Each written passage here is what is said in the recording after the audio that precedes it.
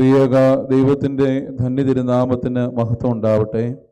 അനേക വിശുദ്ധന്മാരുടെ ജീവിതങ്ങൾക്ക് സാക്ഷിയായ ഒരു മണ്ണിൻ്റെ ആ ഭാഗത്തിൻ്റെ അവകാശമായി നമുക്ക് ദൈവം ഇന്ന് ഇവിടെ നിൽക്കുവാൻ തന്നതും നമ്മുടെ ജീവിതത്തിൻ്റെ ഒരു വലിയ ഭാഗ്യമെന്ന് ആമുഖമായി ഓർമ്മിപ്പിക്കട്ടെ. നിങ്ങളുടെ മുഖം കാണുമ്പോൾ എനിക്കൊരു കഥ പറയണമെന്നാണ് തോന്നുന്നത്. കഥ പറയാമെന്ന് പറഞ്ഞിട്ടും നിങ്ങളുടെ മുഖത്തിൻ്റെ ഭാവം അല്പ കഠിനമാണ്. ഇപ്പോൾ ഓക്കെ ആയി. ഞാൻ പറയുന്ന ഭാഷ നിങ്ങൾക്ക് മനസ്സിലാകുന്നുണ്ടല്ലോ അല്ലേ? ഉണ്ട്. ഒരു കഥ പറയണമെന്നാണ് മനസ്സിൻ്റെ ആഗ്രഹം. പണ്ടൊരിക്കൽ അങ്ങനെയാണല്ലോ കഥകൾ ആരംഭിക്കുക. ആർത്താറ്റ് എന്ന സ്ഥലത്ത് ഒരു വൈദികനും ഒരു സൂപ്പർ ഫാസ്റ്റ് ബസ് ഡ്രൈവറും അയൽവാസികളായിരുന്നു. രണ്ടുപേരും ഇഹലോക ജീവിതമൊക്കെ പൂർത്തീകരിച്ച് സ്വർഗത്തെയും നരകത്തെയും തമ്മിൽ വേർതിരിക്കുന്ന ഇടനാഴികൾ നിൽക്കുകയാണ്. ദൈവം രണ്ടുപേരുടെയും ജീവിതത്തിൻ്റെ കണക്കുകൾ പരിശോധിച്ചിട്ട് പറഞ്ഞു, അച്ഛൻ നരകത്തിൽ പോകണം.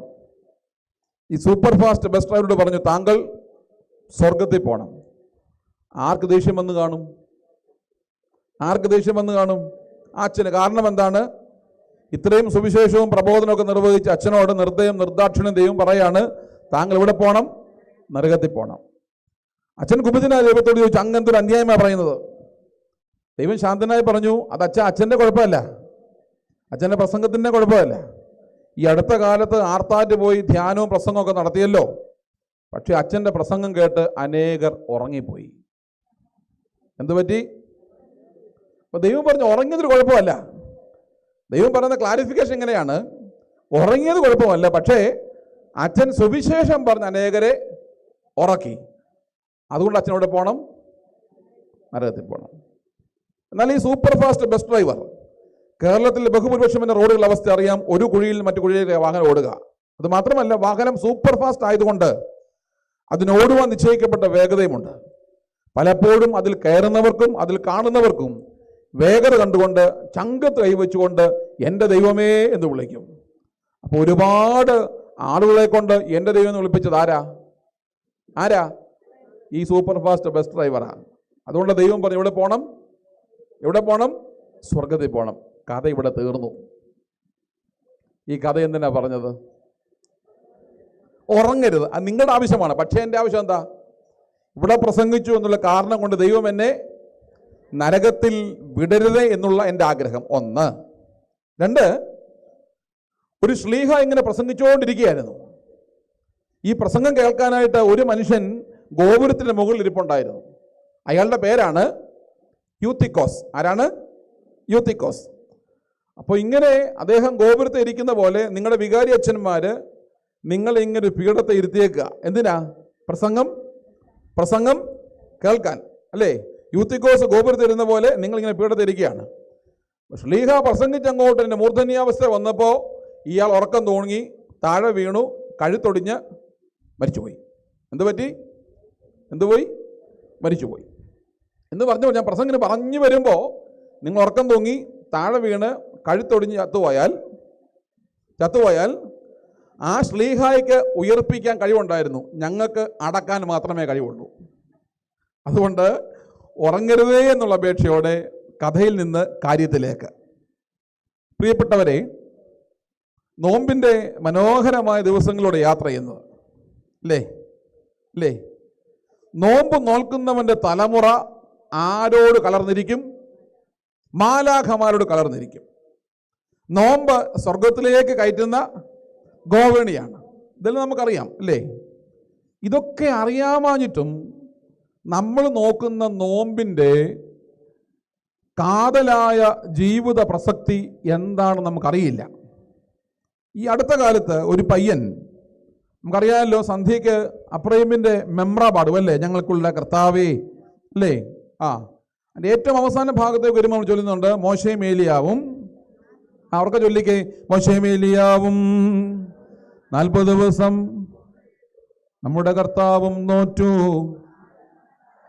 നമുക്കറിയാമല്ലേ? പക്ഷേ ഈ കുഞ്ഞു പാടി വന്നപ്പോൾ അവൻ ഇങ്ങനെയാ പാടിയത്, മോശയും ഏലിയാവും 40 ദിവസം നോമ്പെടുത്തു, നമ്മുടെ കർത്താവും തോറ്റു, ആകൽക്കർസായും ജയിച്ചു. ആരാ?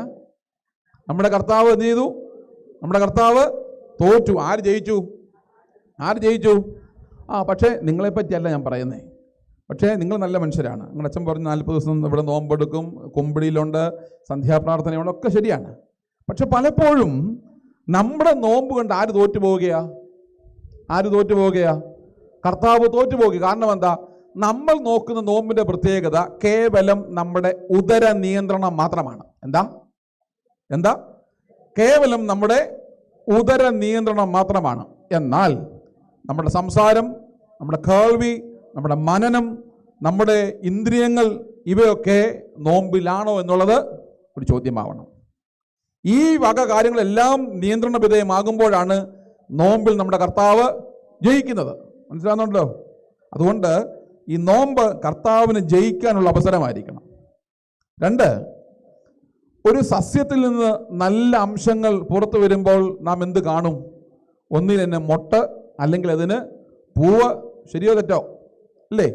അപ്പോൾ മൊട്ടും പൂവും ഒരു സസ്യത്തിൻ്റെ പുറത്ത് വരുമ്പോൾ നമ്മൾ പറയും ആ സസ്യത്തിൻ്റെ നല്ല കാലമാണത്, അല്ലെങ്കിൽ എൻ്റെ വസന്തകാലം എന്ന് പറയും. അല്ലേ? പഴയതെല്ലാം കൊഴിച്ചു കളഞ്ഞ് പുതിയ നാമ്പെടുക്കുന്ന, പുതിയ ഫലമുണ്ടാകുന്ന സമയമാണ് ഏത്? വസന്തകാലം എന്ന് പറഞ്ഞ പോലെ ഒരു ക്രൈസ്തവൻ്റെ വസന്തകാലമാണ് ഏത്? നോമ്പുകാലം എന്ന് പറഞ്ഞാൽ അവൻ്റെ ഉള്ളിൽ നിന്ന് നല്ല അംശങ്ങൾ പുറത്തു വരുന്ന സമയമാണ് നോമ്പുകാലം. അതുകൊണ്ട് ഈ നോമ്പ് പരിശ്രമത്തിലേക്ക് വരുമ്പോൾ അനുഗ്രഹമാവട്ടെ എന്ന് പ്രാർത്ഥിക്കുന്നു.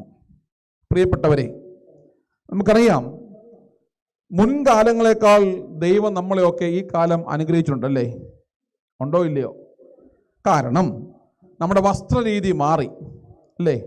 ഞങ്ങളുടെ നാട്ടിൽ പണ്ട് ചട്ടയും മുണ്ടും കൊടുത്ത അമ്മച്ചിമാരുണ്ടായിരുന്നു. ഇപ്പോൾ ഉണ്ടോ?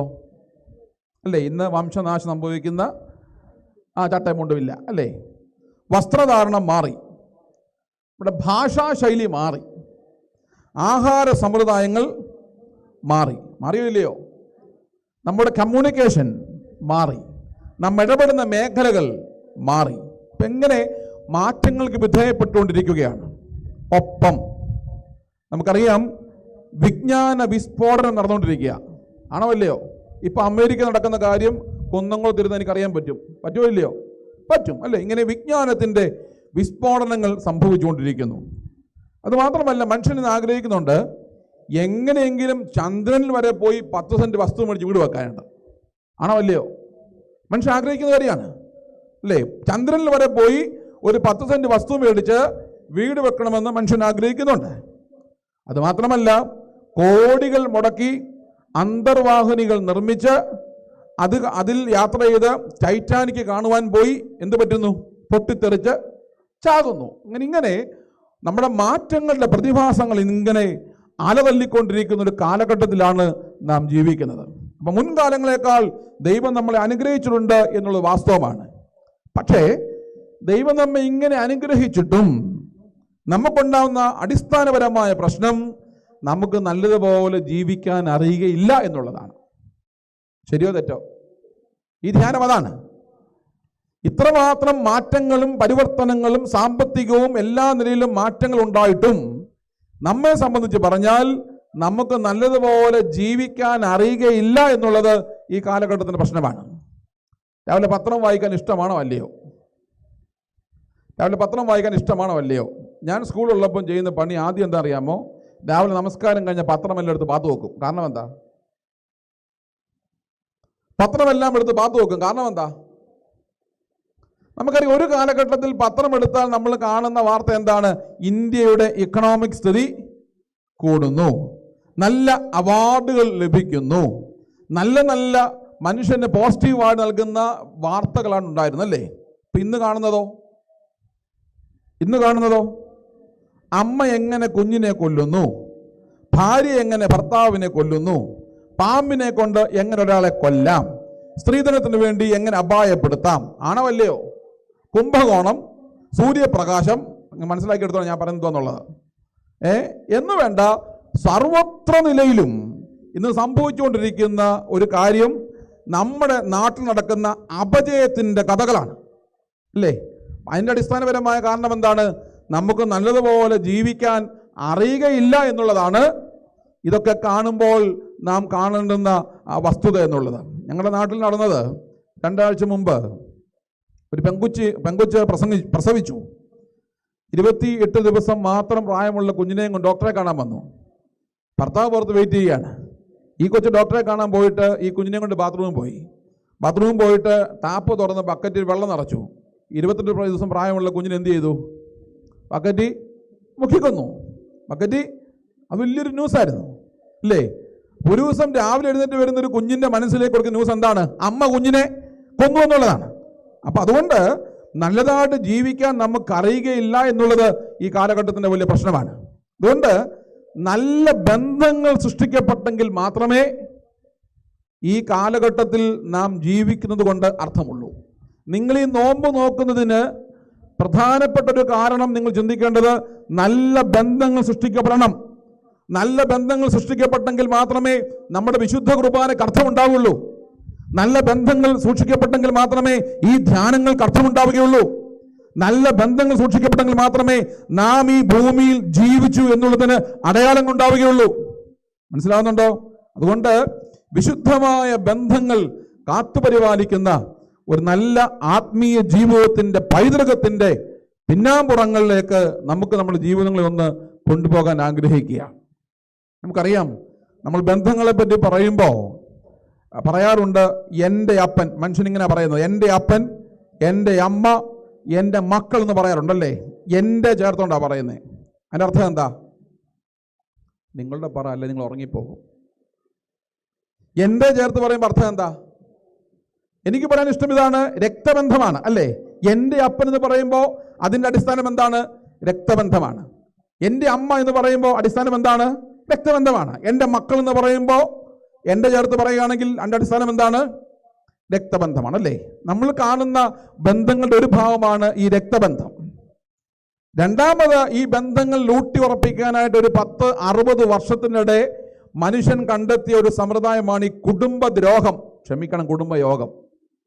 എന്താ കുടുംബയോഗം എന്ന് പറഞ്ഞാൽ? ഇവിടെ ഉണ്ടോ കുടുംബയോഗം? കുന്നംകുളത്ത് കുടുംബയോഗം ഉണ്ടോ? ഉണ്ടെന്നില്ലല്ലോ. ഉണ്ട് അല്ലേ? ഈ കുടുംബയോഗം എന്ന് പറഞ്ഞാൽ എന്താ കുടുംബയോഗം?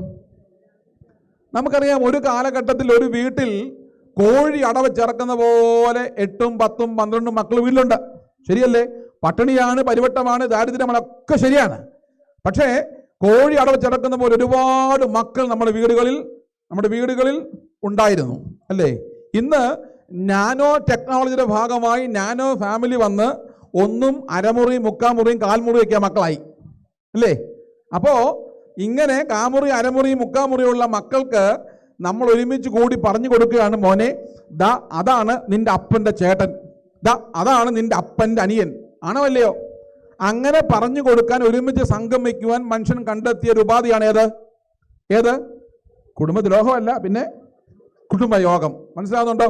പറഞ്ഞു കൊടുക്കേണ്ടുന്ന ഗതികേടിന് മനുഷ്യൻ കൂട്ടുപിടിച്ച ഒരു യോഗമാണ് കുടുംബയോഗം. ആദ്യ സമയങ്ങളിൽ ഇങ്ങനെ പറഞ്ഞു കൊടുക്കേണ്ട കാര്യം ഉണ്ടായിരുന്നോ? എല്ലാ മനുഷ്യനും അവൻ്റെ ബന്ധങ്ങൾ കൃത്യമായി തിരിച്ചറിയാമായിരുന്നു. ദൈവബന്ധമാവട്ടെ, സാമൂഹ്യ ബന്ധമാവട്ടെ, ഭൗതികമായ ബന്ധമാവട്ടെ, ആത്മീക ബന്ധമാവട്ടെ, രക്തബന്ധമാവട്ടെ, പറഞ്ഞു കൊടുക്കേണ്ടുന്ന ഗതികളുണ്ടായപ്പോൾ മനുഷ്യൻ കണ്ടെത്തിയതാണ് ഈ കുടുംബയോഗം എന്നുള്ളത്. 3, നമ്മൾ ബന്ധങ്ങൾ പലപ്പോഴും പറയാൻ ഇഷ്ടപ്പെടുന്നത്, ഇപ്പം നമുക്കറിയാം, ഇവിടെ ഇങ്ങനെ നിൽക്കുമ്പോൾ എൻ്റെ ആഗ്രഹം എന്താണെന്നറിയാമോ?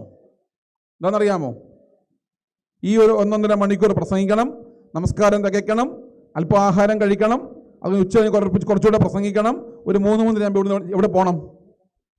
തിരുവിലേക്ക് പോകണം അല്ലേ? അപ്പോൾ ചില പള്ളികളിൽ ഇങ്ങനെ ഞങ്ങൾ അച്ഛന്മാരൊക്കെ കൺവെൻഷന് പോകുന്നവർ ചില പള്ളി കൺവെൻഷൻ പോകുമ്പോൾ ചില അച്ഛന്മാർ സൗകര്യാർത്ഥം ചില വീടുകൾ കൊണ്ട് ആഹാരം തരും. കാരണം എന്താ? അച്ഛൻ നല്ല മനസ്സുകൊണ്ടാണ്. ഇവിടെ ആഹാരം ഇവിടെ കിട്ടുന്നതുകൊണ്ട് കുഴപ്പമില്ല. അപ്പോൾ ചില അച്ഛന്മാർ സൗകര്യാർത്ഥം വീട്ടിൽ കൊണ്ട് ആഹാരം തരും. അപ്പോൾ ഈ ആഹാരം കഴിക്കാൻ ചെല്ലുമ്പോൾ ആ വീട്ടിൽ അല്പം ചോക്കറ്റീവായ സംസാരിക്കുന്ന ഒരു അച്ചായനോ ഒരമ്മയോ ഉണ്ടെങ്കിലേ, അച്ഛോ വട്ടശ്ശേരി തിരുമേനി അറിയാമോ? ഞങ്ങളുടെ അപ്പച്ചൻ്റെ അനിയനാ, എനിക്കെന്താ വേണ്ടത്? 2 ചപ്പാത്തി. എന്ത് വേണം? അച്ഛോ ദാ പടിഞ്ഞാറെ കുരിശ് കണ്ടോ? ഞങ്ങളുടെ അപ്പച്ചൻ വെച്ചു കൊടുത്താ, എനിക്കെന്താ വേണ്ടത്? 2 ചപ്പാത്തി എന്ന് പറഞ്ഞാൽ അതിൻ്റെ അർത്ഥം ഇതാണ്, ചില പ്രശസ്തിയുടെയും പ്രശസ്തരായ ആളുകൾ നമ്മുടെ കുടുംബത്തിൽ, വീട്ടിൽ നമുക്ക് പരിചയത്തിലുണ്ടെങ്കിൽ അവരുടെ ചൂട് പിടിച്ചുകൊണ്ട് നമ്മൾ എന്ത് പറയും? നമ്മുടെ ബന്ധങ്ങളെ നമ്മളിങ്ങനെ വ്യാഖ്യാനിക്കാനായിട്ട് ശ്രമിക്കും. അപ്പോൾ മനുഷ്യൻ കണ്ടെത്തുന്ന ബന്ധങ്ങൾ ഈ നിലയിൽ പരിമിതമാണ്. എന്നാൽ സഭാജീവിതവും വേദപുസ്തകവും വിശ്വസിക്കുന്നവന് മനോഹരമായ ഒരു ബന്ധത്തിന്റെ തലമാണ് വിവക്ഷിക്കുന്നത്. അപ്പോസ്തലനായ പൗലോസ് തിമോത്തിയോസിന് എഴുതിയ 1-ാം ലേഖനം 5-ാം അധ്യായം 1-2 വാക്യങ്ങൾ. വേദപുസ്തകം ഘനമുള്ള വസ്തുവായതുകൊണ്ടും കൊണ്ടു നടക്കാൻ പറ്റത്തില്ലാത്തതുകൊണ്ടും കൊണ്ടു നടന്നാൽ വല്ലവരും വല്ലതും പറയുമെന്നുള്ളത് കൊണ്ടും ഇരിക്കേണ്ട സ്ഥലത്ത് മാത്രം ഇരിക്കേണ്ടതായതുകൊണ്ടും എൻ്റെ അച്ചോ, ഞങ്ങൾക്കത് മുഴുവൻ കാണാതെ അറിയാമെന്ന് നിങ്ങൾക്ക് നല്ല ധാരണ ഉള്ളതുകൊണ്ടും കർത്താവ് കരുണ ചെയ്ത് ഇവിടെ ഭൂരിപക്ഷം പേർക്കും വേദപുസ്തകമുണ്ട്, ന്യൂനപക്ഷം പേർക്ക് വ്യവസ്ഥയില്ല. സാധാരണ തിരിച്ചാൽ പറയുന്നത്. കാരണം എന്താ? സാധാരണ പറയും ഭൂരിപക്ഷം പേർക്കും വേദപുസ്തകമില്ല, ന്യൂനപക്ഷത്തിന് ആർത്താൻ്റെ പ്രത്യേകത ഞാൻ നിങ്ങളെ അഭിനന്ദിക്കുന്നു. ഭൂരിപക്ഷം പേർക്കും വേദപുസ്തകമുണ്ട്, കൊണ്ടുനവർക്ക് പ്രത്യേകമായ അഭിനന്ദനവും. 1 തീമോത്തിയോസ് 5-ാം അധ്യായം 1-2 വാക്യങ്ങൾ. ഇങ്ങനെ മൂത്തവനെ ഭർസിക്കാതെ അപ്പനെ പോലെയും ഇളയവരെ സഹോദരന്മാരെ പോലെയും മൂത്ത സ്ത്രീകളെ അമ്മമാരെ പോലെയും ഇളയ സ്ത്രീകളെ പൂർണ്ണ നിർമ്മലതയോടെ സഹോദരികളെ പോലെയും പ്രബോധിപ്പിക്കാം. സിമ്പിൾ അല്ലേ? എളുപ്പം ഒരു വാക്യം. ഇതിൽ ശ്രദ്ധിച്ചിട്ടുണ്ടോ വാക്യം? മൂത്തവനെ ഭർഷിക്കാതെ അപ്പനെ പോലെയും ഇളയവരെ സഹോദരങ്ങളെ പോലെയും മൂത്ത സ്ത്രീകളെ അമ്മമാരെ പോലെയും ഇളയ സ്ത്രീകളെ പൂർണ്ണ നിർമ്മലതയോടെ സഹോദരികളെ പോലെയും പ്രബോധിപ്പിക്കാം. അപ്പോസ്തലനായ പൗലോസ് ഈ ലേഖനം എഴുതുമ്പോൾ ഇതിൻ്റെ പേരറിയാം, ഇടയ ലേഖനമാണ്. ഏത് ലേഖനമാണ്? ഇടയ ലേഖനമായി അറിയപ്പെടുന്ന വേദഭാഗമാണ്. അപ്പോസ്തലനായ പൗലോസ് തീമോത്തിയോസിനോട് പ്രബോധിപ്പിക്കുകയാണ്, നീ പാലിക്കേണ്ട മര്യാദയും നിന്നെ ഏൽപ്പിച്ചിരിക്കുന്ന സഭയും പാലിക്കേണ്ടുന്ന മര്യാദ. അതാണ് മൂത്തവനെ ഭർഷിക്കാതെ. അങ്ങനെ കുറേ കാര്യങ്ങൾ പറഞ്ഞു ചെയ്യുകയാണ്. അത് മാത്രമല്ല, ഞങ്ങൾ അച്ഛന്മാരൊക്കെ പട്ടം വെക്കുമ്പോൾ അമാലോകിയ വായിക്കും. എന്ത് വായിക്കും? പേടിക്കണ്ട, അതിൻ്റെ അർത്ഥം ഉപദേശങ്ങൾ എന്ന് മാത്രമേ ഉള്ളൂ. പട്ടം കൊടയ്ക്ക് മുമ്പായിട്ട് കുറേ ഉപദേശങ്ങൾ മേൽപ്പട്ടക്കാരൻ കൊടുക്കുന്നതിൻ്റെ പേരാണ് അമാലോകിയ അല്ലെങ്കിൽ ഉപദേശങ്ങൾ. ആ ഉപദേശങ്ങളിനകത്ത് ഇൻക്ലൂഡ് ചെയ്തിരിക്കുന്ന വേദഭാഗമാണ് ഇന്ന് നാം ചിന്തിക്കുന്ന ഈ വേദഭാഗം. അപ്പോൾ ഞാൻ ആദ്യമേ പറഞ്ഞല്ലോ, നമ്മൾ ബന്ധങ്ങൾ കേവലം അങ്കുലീ പരിമിതപ്പെടുത്തുമ്പോൾ, എന്താ അങ്കുലീ പരിമിതപ്പെടുത്തുക എന്ന് പറഞ്ഞാൽ? എന്തോ അങ്കുലീ പരിമിതപ്പെടുത്തുക? 5 അല്ലെങ്കിൽ 10 വിരലിൻ്റെ ഉള്ളിൽ മാത്രം നിൽക്കുന്ന ബന്ധങ്ങൾ ചിത്രീകരിക്കുമ്പോൾ പരിശുദ്ധ ഗ്രന്ഥം, വിശുദ്ധ വചനം പറയുകയാണ്, അപ്പോസ്തലനായ പൗലോസ് തീമോത്തിയോസിനോട് തൻ്റെ സഭാ ശുശ്രൂഷയിൽ പാലിക്കേണ്ട മര്യാദ ഭാഗമായി വിശാലമായ ഒരു ബന്ധത്തെപ്പറ്റി പറയാണ്. മൂത്തവനാണ് എങ്കിൽ അവൻ ആരാണ്? അപ്പനാണ്. മൂത്തവളാണെങ്കിൽ അവൾ ആരാണ്?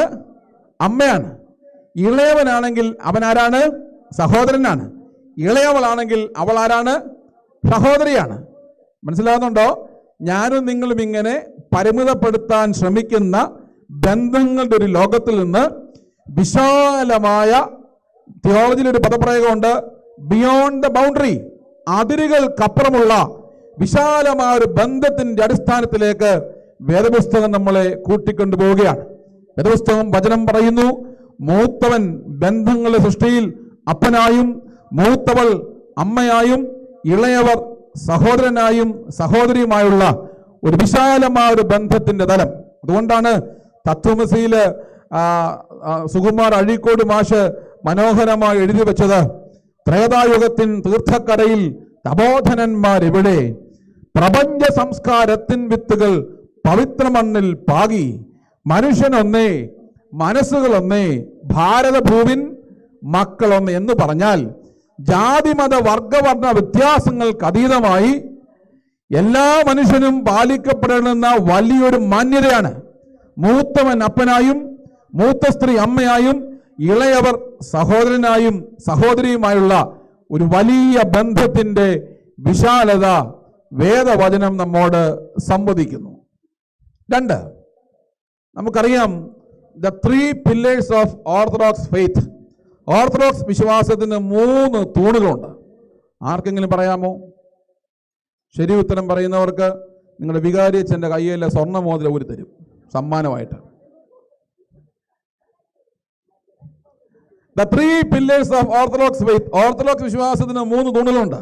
വേദവചനം നമ്മൾ പറയുന്നു 2 ഓർത്തഡോക്സ് വിശ്വാസം. ആർക്കെങ്കിലും പറയാമോ?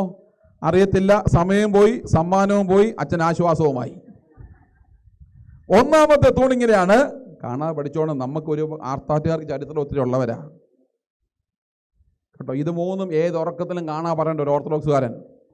ഓർത്തഡോക്സിയുടെ 3 തൂണാണ്. 1 പിതൃപുത്ര പരിശുദ്ധാത്മാവാം ദൈവത്തിലുള്ള വിശ്വാസം. കാണാൻ പഠിച്ചോ? തൃത്വ ദൈവത്തിലുള്ള വിശ്വാസം. 2 വിശുദ്ധന്മാരുടെയും ശുദ്ധിമതികളുടെയും മധ്യസ്ഥത. കാണാൻ പഠിച്ചോണം. 3 വാങ്ങിപ്പോർക്ക് വേണ്ടിയുള്ള പ്രാർത്ഥന. പഠിച്ചോ?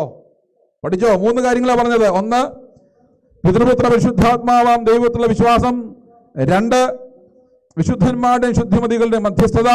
3 വാങ്ങിപ്പോർക്ക് വേണ്ടിയുള്ള പ്രാർത്ഥന. 3 pillars of Orthodox faith.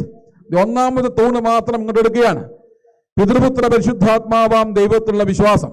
ചോദ്യം ഇതാണ്: പിതാവും പുത്രനും പരിശുദ്ധ റൂഹായുമായ ദൈവം, ത്രിയേക ദൈവം എങ്ങനെയാണ് ബന്ധങ്ങളിൽ ബന്ധപ്പെട്ടിരിക്കുന്നത്? മനസ്സിലായോ? ഇല്ല. നിങ്ങളോട് ചോദിക്കാം. ബന്ധങ്ങളെ പറ്റിയാണല്ലോ പറയുന്നത്. പിതാവും പുത്രനും പരിശുദ്ധ റൂഹായുമായ ത്രിയേക ദൈവം എങ്ങനെയാണ് ബന്ധങ്ങളിൽ ബന്ധപ്പെട്ടിരിക്കുന്നത്? ഇപ്പം ലൈവ് ഉള്ളതുകൊണ്ട് അത് വിമർശനം വരും. അല്ലെങ്കിൽ ഞാൻ ചിലപ്പോൾ സാധാരണ പറയാറുണ്ട്, ഈ സിനിമാ നടൻ പപ്പുവിനെ അറിയാമോ? സിനിമാ നടൻ പപ്പു അറിയാം അല്ലേ? പപ്പുവിനെ ഓർക്കുമ്പോൾ പപ്പുവിൻ്റെ പ്രശസ്തമായ ഒരു ചോദ്യമുണ്ട്.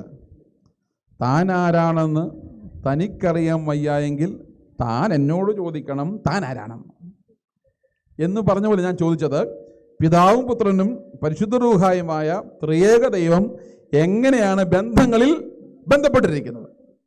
നമുക്കറിയാം, നമ്മളിങ്ങനെ പാട്ടൊക്കെ പാടി വരുമ്പോൾ ഇടയ്ക്കൊരു ബ്രേക്ക് പിടിക്കും. ബ്രേക്കിൻ്റെ പേരാണ് ബാറക്യുമോർ. എന്താ അല്ലേ?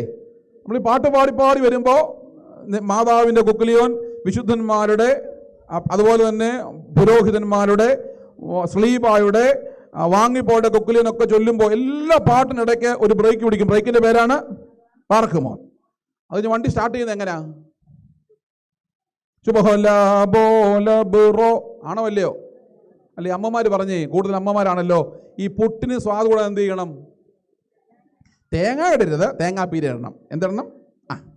തേങ്ങ ഇട്ടാൽ കിട്ടത്തില്ല, തേങ്ങാപ്പീര ഇടണം അല്ലേ? തേങ്ങാപ്പീര ഇട്ടാൽ പുട്ടിന് സ്വാദം എന്ന് പറഞ്ഞ പോലെ എല്ലാ പ്രാർത്ഥനയ്ക്കും പാട്ടിൻ്റെ ഇടയ്ക്ക് ആ പുട്ടിന് പീരിടുന്ന പോലെ എന്തിട്ടുകൊണ്ടിരിക്കും അച്ഛന്മാര്? ശുഭോഹം ഇട്ടുകൊണ്ടിരിക്കും. എന്തിനിടുന്നത് അങ്ങനെ? എന്തിനാ? ഒരു രസത്തിന് വേണ്ടിയാണോ? പിന്നെ എന്തിനു വേണ്ടിയാ? നമ്മൾ പറയും ഇന്ന് അച്ഛൻ്റെ ശുഭഹോ സൂപ്പറായിരുന്നു, എന്നാ ശുഭഹോ ആയിരുന്നു അച്ഛാ, അതിനു വേണ്ടിയാണോ? എന്തിനാ പുട്ടിന് പീരിടുന്ന പോലെ ഇങ്ങനെ എല്ലാ പ്രാർത്ഥനയ്ക്കിടയ്ക്ക് ശുഭം ഇട്ടുകൊണ്ടിരിക്കുന്നത്? നമ്മൾ കാണാൻ പഠിക്കുന്ന ഒരു കാര്യം ഇതാണ്. ഒരു കാര്യം ഓർത്തോണം, നമ്മൾ എന്തെല്ലാം പ്രാർത്ഥന ആരോടെല്ലാം നടത്തിയാലും ആത്യന്തികമായി നമ്മുടെ എല്ലാ ഓൾ പ്രേയേഴ്സ് ആൻഡ് സപ്ലിക്കേഷൻസ്, എല്ലാ പ്രാർത്ഥനയും ആത്യന്തികമായി ആരുടെ അടുക്കലേക്കാ? തൃത്വ ദൈവത്തിലേക്കാ. അതുകൊണ്ട് നമ്മൾ തൃത്വ ദൈവത്തെ ആരാധിക്കുന്നവരാണ് എന്നുള്ള ബോധ്യപ്പെടുത്തലും ഓർമ്മപ്പെടുത്തലും പരിചയപ്പെടുത്തി കൊടുക്കലും നമ്മൾ എന്ത്? ശുഭഹോ ചൊല്ലും. മനസ്സിലാവുന്നുണ്ടോ? ഇടയ്ക്ക് പറഞ്ഞു മാത്രമേ ഉള്ളൂ. അപ്പൊ ഈ 3 പേരെ പറ്റി ഏറ്റവും കൂടുതൽ പറയുന്ന ഞായറാഴ്ച ഏതാ? പിതാവിനെയും പുത്രനെയും പരിശുദ്ധ റൂഹായെയും പറ്റി ഏതാണ്? പെന്തിക്കോസ്തിയാണ്. ശരിയാണ്. മിടുക്കര ആർത്താറ്റുകാര്, മുട്ടുമിടുക്കരാണ്. പെന്തിക്കോസ്തിയാണ് അല്ലേ? പെന്തിക്കോസ്തി ഞായറാഴ്ച ഈ ചൊല്ലുന്ന കാര്യം വല്ലതും നിങ്ങൾക്ക് ഇതുവരെ മനസ്സിലായിട്ടുണ്ടോ? അത് വിഷയമാണ് അല്ലേ? വിശുദ്ധ കുർബാന കൂടാതെ ഏകദേശം 1.5 മണിക്കൂറോളം ദൈർഘ്യമുള്ള വലിയ പ്രമിയോൻ സദറാകളൊക്കെ ചൊല്ലിച്ചപ്പോൾ എല്ലാം മനസ്സിലാവുന്നുണ്ടോ? നമ്മൾ ഉറങ്ങിപ്പോകുമ്പോൾ ഇടയ്ക്ക് അച്ഛൻ ഇറങ്ങി വെച്ച് വെള്ളം തളിച്ചിട്ട് പോകും. ഉറങ്ങുവാനോടി എന്ന് തളിച്ചിട്ട് പോലെയോ? ഇതുവെല്ലാം മനസ്സിലായിട്ടുണ്ട് എന്താന്ന്?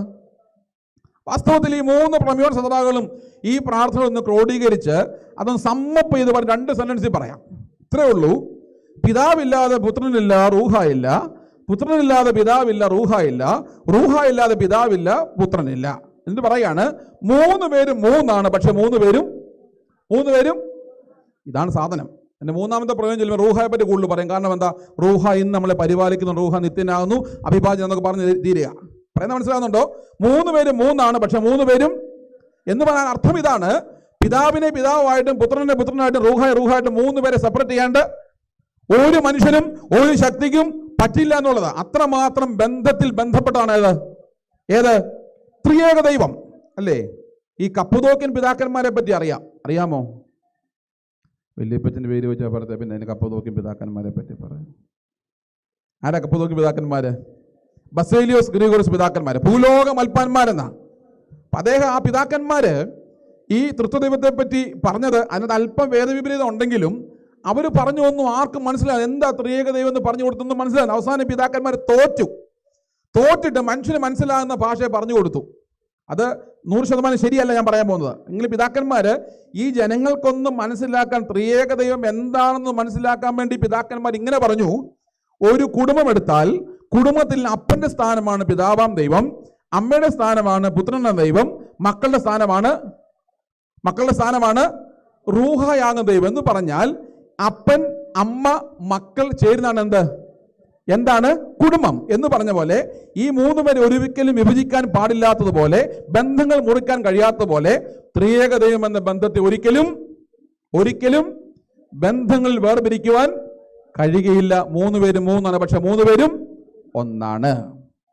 3 കൂദാശകളുടെ കൂദാശയാണല്ലോ വിശുദ്ധ കുർബാന.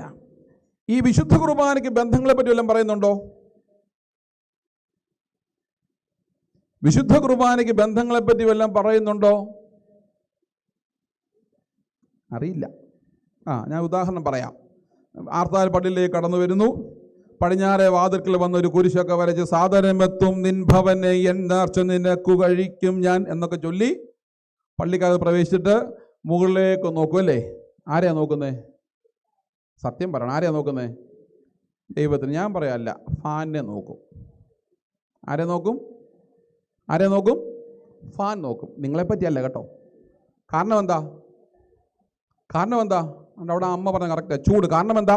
ഭാരമേറിയ ചുമടുമായി കുരിശുമായും ഗോകുൽത്ത മലയിലേക്ക് കയറിപ്പോയ കർത്താവിനെ ആരാധിക്കാൻ നമുക്ക് ചൂടെടുക്കാൻ പറ്റുമോ? പറ്റില്ല. അതുകൊണ്ട് ഫാൻ നോക്കി ലൊക്കേഷൻ സെറ്റ് ചെയ്യും.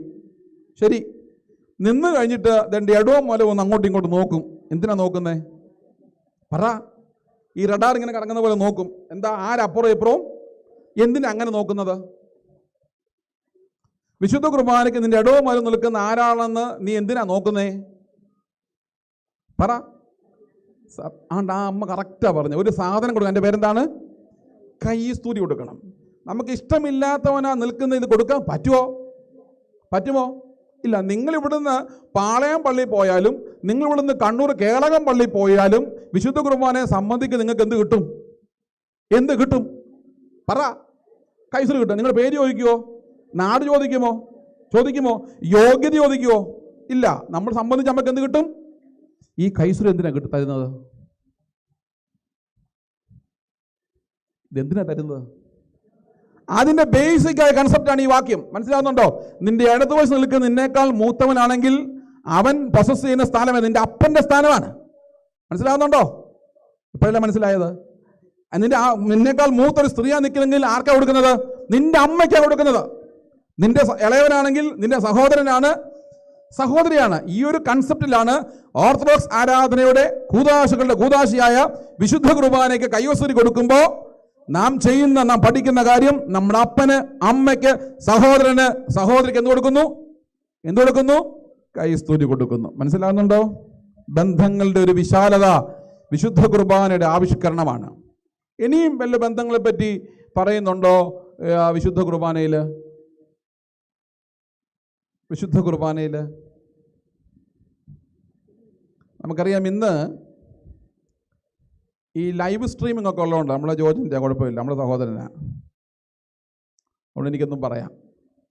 ഈ ലൈവ് സ്ട്രീമിംഗ് ഒക്കെ വന്നതുകൊണ്ട് വലിയ അപജയപ്പെട്ടു പോയൊരു കാര്യമാണ് നമ്മുടെ ആരാധന.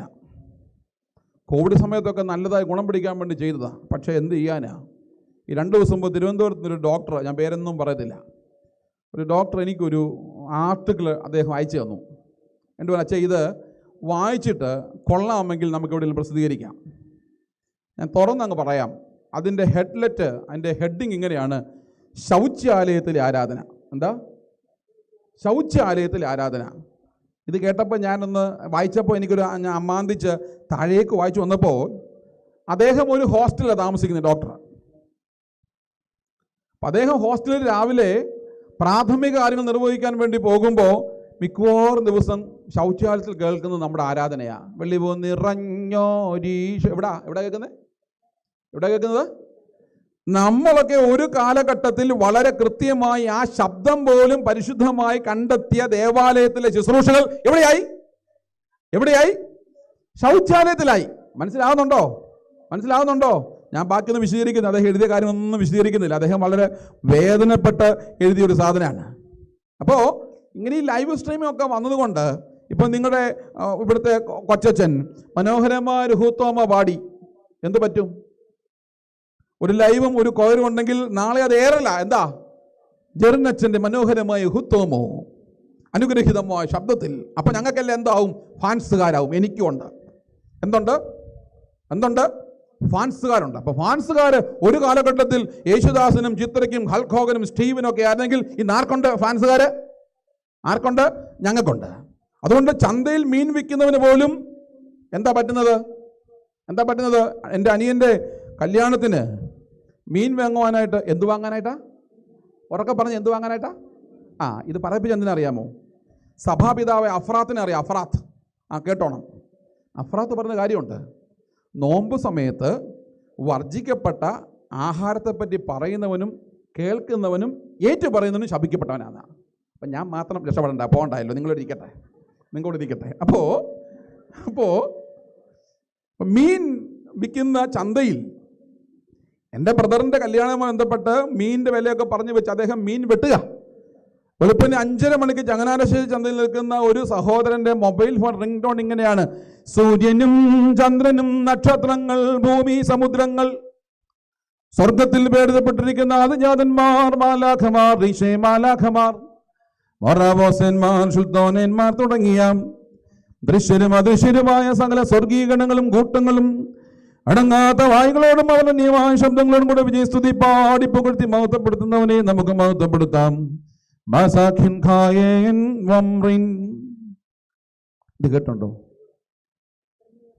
ഇത് കേട്ടിട്ടുണ്ടോ? തുറന്നു പറ. ഇതെന്താ സാധനം? നമുക്കൊക്കെ ഉണ്ടല്ലോ, വിശുദ്ധ കുർബാനയിൽ സംബന്ധിക്കുമ്പോൾ നമ്മൾ ചിന്തിക്കുന്നൊരു കാര്യമുണ്ട്. ഇതാരോ ആർക്കു വേണ്ടി എഴുതി വെച്ചത് ചൊല്ലുകയാണ് അല്ലേ? പക്ഷെ വിശുദ്ധ കുർബാനയ്ക്ക് എന്നെ ചിന്തിപ്പിച്ച കാര്യമുണ്ട്. എന്തിനാണ് സൂര്യൻ? എന്തിനാ ചന്ദ്രൻ? നക്ഷത്രങ്ങൾ, ഭൂമി, സമുദ്രങ്ങൾ, സ്വർഗത്തിൽ പേരിടപ്പെട്ടിരിക്കുന്ന ആദിജാതന്മാർ, മാലാഖമാർ, വാങ്ങിപ്പോയവർ, നമ്മൾ, ഈ പ്രകൃതി. എന്തിനാ? ഞങ്ങളുടെ നാട്ടിലൊക്കെ ഇപ്പോൾ ഒരുപാട് പേര് ഈ ഉടമ്പടി വെക്കാൻ പോകുന്നുണ്ട്. ഇവിടെ ഉണ്ടോ എനിക്കറിയില്ല. അത് വേറെ ഞാൻ ലൈവുകളൊന്നും പറയുന്നില്ല. 500 രൂപ മുടക്കി നീലക്കാർഡിൽ എൻ്റെ മോൻ യൂറോപ്പിന് പോകാൻ ഉടമ്പടി. എത്ര രൂപ കാടാ? കർത്താവ് 500 രൂപ കൊടുത്താൽ എന്ത് കിട്ടും? യൂറോപ്പിൽ പോകാൻ പറ്റും. ചിലരാണ് കാലും കൈയും പറിച്ചും കൊണ്ട് തുള്ളി കരമൊക്കെ അടിച്ചുകൊണ്ട് തുള്ളി പോവാ, എൻ്റെ കർത്താവ് തരണം. പക്ഷേ ഇവിടെ വിശുദ്ധ കുർബാന പറയാണ്, സൂര്യൻ വേണം, ചന്ദ്രൻ വേണം, നക്ഷത്രം വേണം, ഭൂമി വേണം, വാങ്ങിപ്പോർ വേണം, മാലാഖമാർ വേണം, ഞാൻ വേണം, നീ വേണം, എല്ലാവരും വേണം. അതാണ് വിശുദ്ധ കുർബാന എന്ന് പറഞ്ഞാൽ ഇത്ര മാത്രമേ ഉള്ളൂ. യഹോവയായ ദൈവത്താൽ നിർമ്മിക്കപ്പെട്ട സർവ്വചരാചരങ്ങളെയും ഏകബന്ധത്തിൽ ഒരു മേശപ്പുറത്ത് അപഗ്രഥിക്കുന്ന പ്രക്രിയക്ക് പറഞ്ഞ പേരാണ് വിശുദ്ധ കുർബാന. എന്താ? ബന്ധങ്ങളുടെ എക്സ്റ്റൻഷനാണ്. ദൈവത്താൽ നിർമ്മിക്കപ്പെട്ട സർവ്വചരാചരങ്ങളെയും ഏകബന്ധത്തിൽ ഒരു മേശപ്പുറത്ത് അപഗ്രഥിക്കുന്ന പ്രക്രിയക്ക് പറഞ്ഞ പേരാണ് വിശുദ്ധ കുർബാന. ഇത് പറയുമ്പോൾ ഞാൻ ചോദിക്കട്ടെ, ഈ ഒരു വലിയ ബന്ധത്തിൻ്റെ സൃഷ്ടിയാണല്ലോ വിശുദ്ധ കുർബാന. നിങ്ങളുടെ ജീവിതത്തിൽ ഇന്ന് വരെ വിശുദ്ധ കുർബാന സ്വാധീനിച്ചിട്ടുണ്ടോ? മിണ്ടുന്നില്ല. ആട്ടുകല്ലിന് കാറ്റ് പിടിച്ച പോലായി, കാറ്റ് തോറ്റ് പോത്തേ ഉള്ളൂ. നിങ്ങളുടെ ആയുസ്സിൻ്റെ ഇടയിൽ ഒരിക്കലെങ്കിലും നിങ്ങൾക്ക് വിശുദ്ധ കുർബാന എന്ന വലിയ ബന്ധം നിങ്ങളെ സ്വാധീനിച്ചിട്ടുണ്ടോ? ഇത് പറയുമ്പോൾ ഞാൻ സംഭവം എൻ്റെ ജീവിതത്തിൽ പറയാം. ജർണച്ചനൊക്കെ അറിയാം. എനിക്ക് 10 വർഷമായിട്ട് പിള്ളേരില്ലായിരുന്നു. 10 വർഷമായിട്ട് പിള്ളേരില്ല. ഒരുപാടിടങ്ങളിൽ കൊണ്ടുപോയി, ലക്ഷക്കണക്കിന് രൂപ മുടക്കി. പരിശുദ്ധനായ പൗലോസ് ബാവ എടപ്പാൾ വരെ എന്നെ വിട്ടു. പിതാവ് നന്ദിയോട് വർക്കുകയാണ്. ലക്ഷക്കണക്കിന് രൂപ മുടക്കി. ചെല്ലുമ്പോൾ ഒക്കെ പറയുന്നത് എന്താണ്? ഒരു കുഴപ്പമില്ല, ബോത്ത് ആർ ഓക്കെ, രണ്ടുപേരും ഓക്കെയാണ്, ഒരു കുഴപ്പമില്ല എന്ന് പറയുന്നത്. പക്ഷെ കാശിങ്ങനെ പോകുന്നു, യാത്ര. അവസാനം വലിയൊരു CMC ഹോസ്പിറ്റലിൽ എൻ്റെ കൈക്ക് വേദന ബന്ധപ്പെട്ട് ഞാനിന്ന് പോയി. പോകുന്ന വഴിക്ക് തിരിച്ചു പോരാൻ തുടങ്ങുമ്പോൾ ഡോക്ടർ പറഞ്ഞു, യാത്രയൊക്കെ പറഞ്ഞ് പോരുമ്പോൾ അവിടെ ഡോക്ടർ ഏലിയാമ്മ, അപ്പം ഗൈനക്കോളജിസ്റ്റാണ്. ഞാൻ പറഞ്ഞു, ആൻറ്റി എൻ്റെ ഈ പെങ്കൊച്ച് കല്യാണം കഴിഞ്ഞ് 8-9 വർഷമായി, ഇതൊരു പിള്ളേരൊന്നും ആയിട്ടില്ല, ആൻറ്റി ഒന്ന് നോക്കിക്കേ. പോകുന്ന വഴിക്ക് ആൻറ്റി ചോദിച്ചു, മോളെ ഷിബു അച്ഛൻ മോടെ ആരാ? ഉടനെ ആ കൊച്ചു പറഞ്ഞു, അതെൻ്റെ ഭർത്താവാണ്, എൻ്റെ ഭർത്താവാണ്. അങ്ങനെ കൊണ്ടുപോയി ഡോക്ടർ നോക്കുമ്പോൾ കാണുന്ന കാഴ്ച, അതായത് യൂട്രസിന് തിക്നെസ് അങ്ങോട്ട് കൂടി മാലിഗ്നൻസി ആയി, എന്ന് പറഞ്ഞാൽ ക്യാൻസറിൻ്റെ ഫസ്റ്റ് സ്റ്റേജ് ആയി യൂട്രസിന്.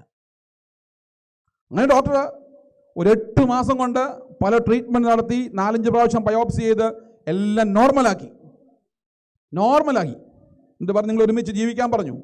അങ്ങനെ എൻ്റെ ഭാര്യ ഗർഭിണിയായി. ഓരോ മാസവും സ്കാനിങ് കഴിയുമ്പോൾ ഡോക്ടർ പറയും, കുട്ടിയെ കിട്ടില്ല. എന്താ? കുട്ടിയെ കിട്ടില്ല.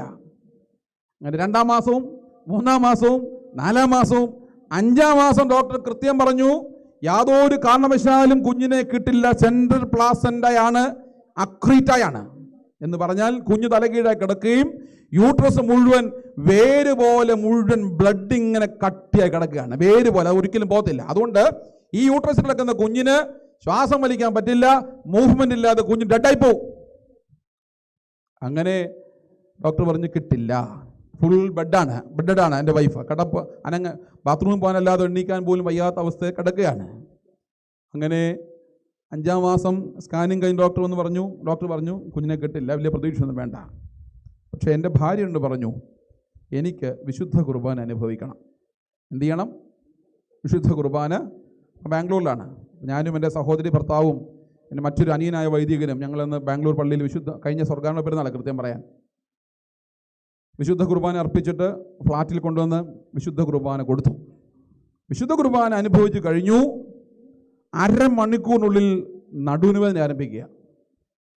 നടുവിന് വേദന കൊണ്ട് ആരംഭിച്ച് വെളുപ്പാങ്കാലം 3 മണിയായപ്പോൾ ഒരു മനുഷ്യനും സഹിക്കാൻ വയ്യാത്ത പോലെ, വാസ്തവത്തിൽ ഞാൻ അന്ന് പറഞ്ഞു, സ്ത്രീത്വം അമ്മത്വമാണ്, അമ്മ പുണ്യമാണ്, പുണ്യം അത് നമുക്കിട്ടിരിക്കുന്ന ജീവിതത്തിൻ്റെ അവകാശമാണ് എന്ന് പറഞ്ഞാൽ ഒരു സ്ത്രീയെയും മോശപ്പെട്ട് നോക്കുവാൻ പോലും ഒരുവനും ശ്രമിക്കരുത് എന്നുള്ളതിൻ്റെ അടയാളമാണ് ഈ ബ്ലീഡിംഗ് ആയിട്ട് എനിക്ക് തോന്നിയത്.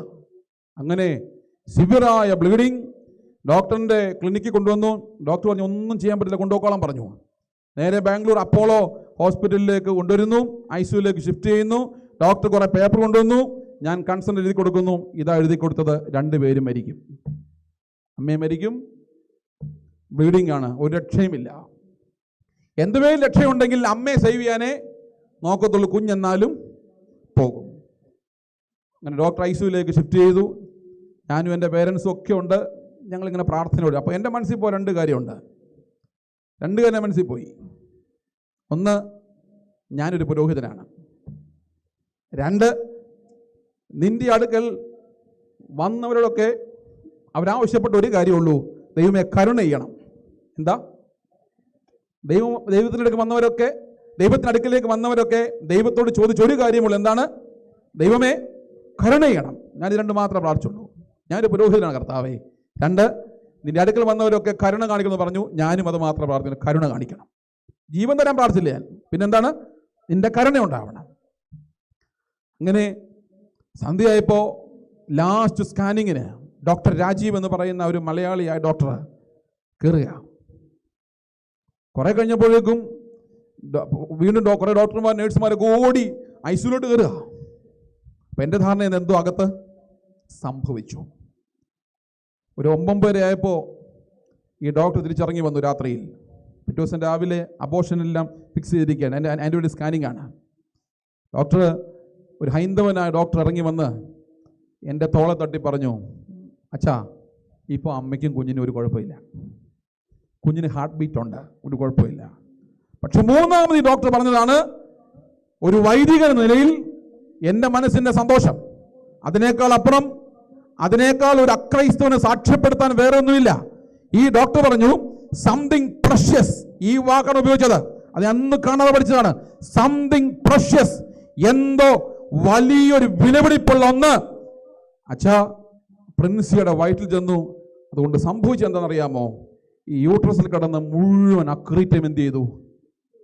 ഈ വേര് പോലെ കുഞ്ഞിന് ജീവന് ഭീഷണിയായി കിടന്ന മുഴുവൻ ബ്ലഡും ബ്ലീഡിംഗ് ആയിട്ട് എക്സിറ്റ് ചെയ്തു. കുഞ്ഞിപ്പോൾ നോർമലായി കിടക്കുന്നു. കുഞ്ഞിന് മൂവ്മെന്റ് ഉണ്ട്, ഹാർട്ട് ബീറ്റ് ഉണ്ട്. ചുരുക്കി പറഞ്ഞാൽ അങ്ങനെ ആശുപത്രിയിൽ താമസിച്ചു. 9 മാസം തുടങ്ങുന്ന അന്ന് വീണ്ടും ചെറിയ ബ്ലീഡിങ് തോന്നിയപ്പോൾ ഡോക്ടർ നമുക്ക് സർജറി സിസേറിയൻ നടത്തിയേക്കാം. അങ്ങനെ സിസേറിയൻ നടത്തി. ദൈവം കരുണ ചെയ്ത് ഒരാൺകുഞ്ഞിന് ദൈവം തന്നു. അവന് എൻ്റെ ഇടവമെത്ര പോലത്തെ കൽപ്പിച്ച പോലെ ദൈവം നമ്മോട് കൂടെ ഉണ്ട്. അതുകൊണ്ട് അച്ഛൻ ആ പേരിട്ടാൽ മതി, ഇമ്മാനുവേൽ എന്ന് പേരിടണം. ആ പേരിട്ട് ഇന്ന് 7 മാസം കഴിഞ്ഞിട്ടുണ്ട്. 7 മാസം. പ്രിയപ്പെട്ടവരെ, വിശുദ്ധ കുർബാന എന്ന് പറഞ്ഞാൽ ബന്ധങ്ങളുടെ വലിയ തലമാകുന്നുവെങ്കിൽ അത് നമ്മുടെ ജീവിതത്തെ സ്വാധീനിക്കണം. അതുകൊണ്ടാണ് ഓർത്തഡോക്സ് വിശ്വാസത്തിൽ വിശുദ്ധ കുർബാന എന്ന് പറഞ്ഞത് സർവ്വ സൃഷ്ടികളെയും ഏകബന്ധത്തിൽ അപഗ്രഥിക്കുന്ന പ്രക്രിയയാണ് വിശുദ്ധ കുർബാന. അതിനകത്ത് നീയോ ഞാനെന്നല്ല, നമ്മളെന്ന ഭാവത്തിൽ എല്ലാ മനുഷ്യനും സാർവത്രികമായ രക്ഷയുടെ സമുന്നതയിലേക്ക് നടത്തുന്നതാണ് വിശുദ്ധ കുർബാന. അപ്പോൾ ബന്ധങ്ങളുടെ വലിയൊരു വിശാലത സൃഷ്ടിക്കപ്പെടുകയും പഠിപ്പിക്കപ്പെടുകയും പഠിക്കുകയും ചെയ്യുന്ന തലമാണ് വിശുദ്ധ കുർബാന. ബോൺഹോഫർ എന്ന എഴുത്തുകാരൻ ക്രിസ്തുവിനെ പറ്റി പറഞ്ഞൊരു അപവാദമുണ്ട്. ക്രിസ്തുവിനെ പറ്റി എന്ത് പറഞ്ഞു? അപവാദം പറഞ്ഞു. പറഞ്ഞ അപവാദം ഇങ്ങനെയാണ്: Jesus the man of others. ക്രിസ്തു അവരൻ്റെയാണ്. നമ്മളെന്തോ പറയും, ക്രിസ്തു ആരുടേതാ? നമ്മുടേതാ, എൻ്റെ എന്ന് പറയും. ബോൺഹോഫർ പറഞ്ഞു, Jesus the man of others, ക്രിസ്തു അവരൻ്റെയാണ്. അദ്ദേഹം പറഞ്ഞു, ലോകപ്രകാരം വിധി എഴുതി കള്ളനെന്ന് മുദ്രകുത്തിയവൻ അവൻ ജയിലിലാണ്. അവനോട് കർത്താവ് പറഞ്ഞു, നീ എൻ്റെ കൂടെ പർദീസാലിരിക്കും. പറഞ്ഞോ? വേശ്യാസ്ത്രീയോട് പറഞ്ഞു, മേലിൽ പാപം ചെയ്യരുത്, നിനക്കെന്തുണ്ട്? സ്വർഗമുണ്ട്. ചുങ്കക്കാരന് പറഞ്ഞു, നിനക്കെന്തുണ്ട്? സ്വർഗമുണ്ട്. എന്ന് പറഞ്ഞാൽ പാർശ്വവൽക്കരിക്കപ്പെട്ടവനെ തന്റെ ബന്ധത്തിലേക്ക് കൊണ്ടുവന്ന് അവന് സ്വർഗം കൊടുത്ത ക്രിസ്തുവിനെ പറ്റിയാണ് ബോൺഹോഫർ പറഞ്ഞത്. Jesus the man of others, ക്രിസ്തു അവരൻ്റെയാണ്. ഇത് പറയുമ്പോൾ എൻ്റെ മനസ്സിലേക്ക് വരുന്ന ആള് സക്കായിയ. സക്കായിക്ക് എന്തെങ്കിലും കുഴപ്പമുണ്ടായിരുന്നോ? ഉറക്കെ പറ. പൊക്കം കുറഞ്ഞവനായിരുന്നു, പിന്നെ ചുങ്കക്കാരനായിരുന്നു. ഞാൻ ഓർത്തി ആർത്താറ്റുകാർ നല്ല മനുഷ്യരായിരിക്കുമെന്ന്.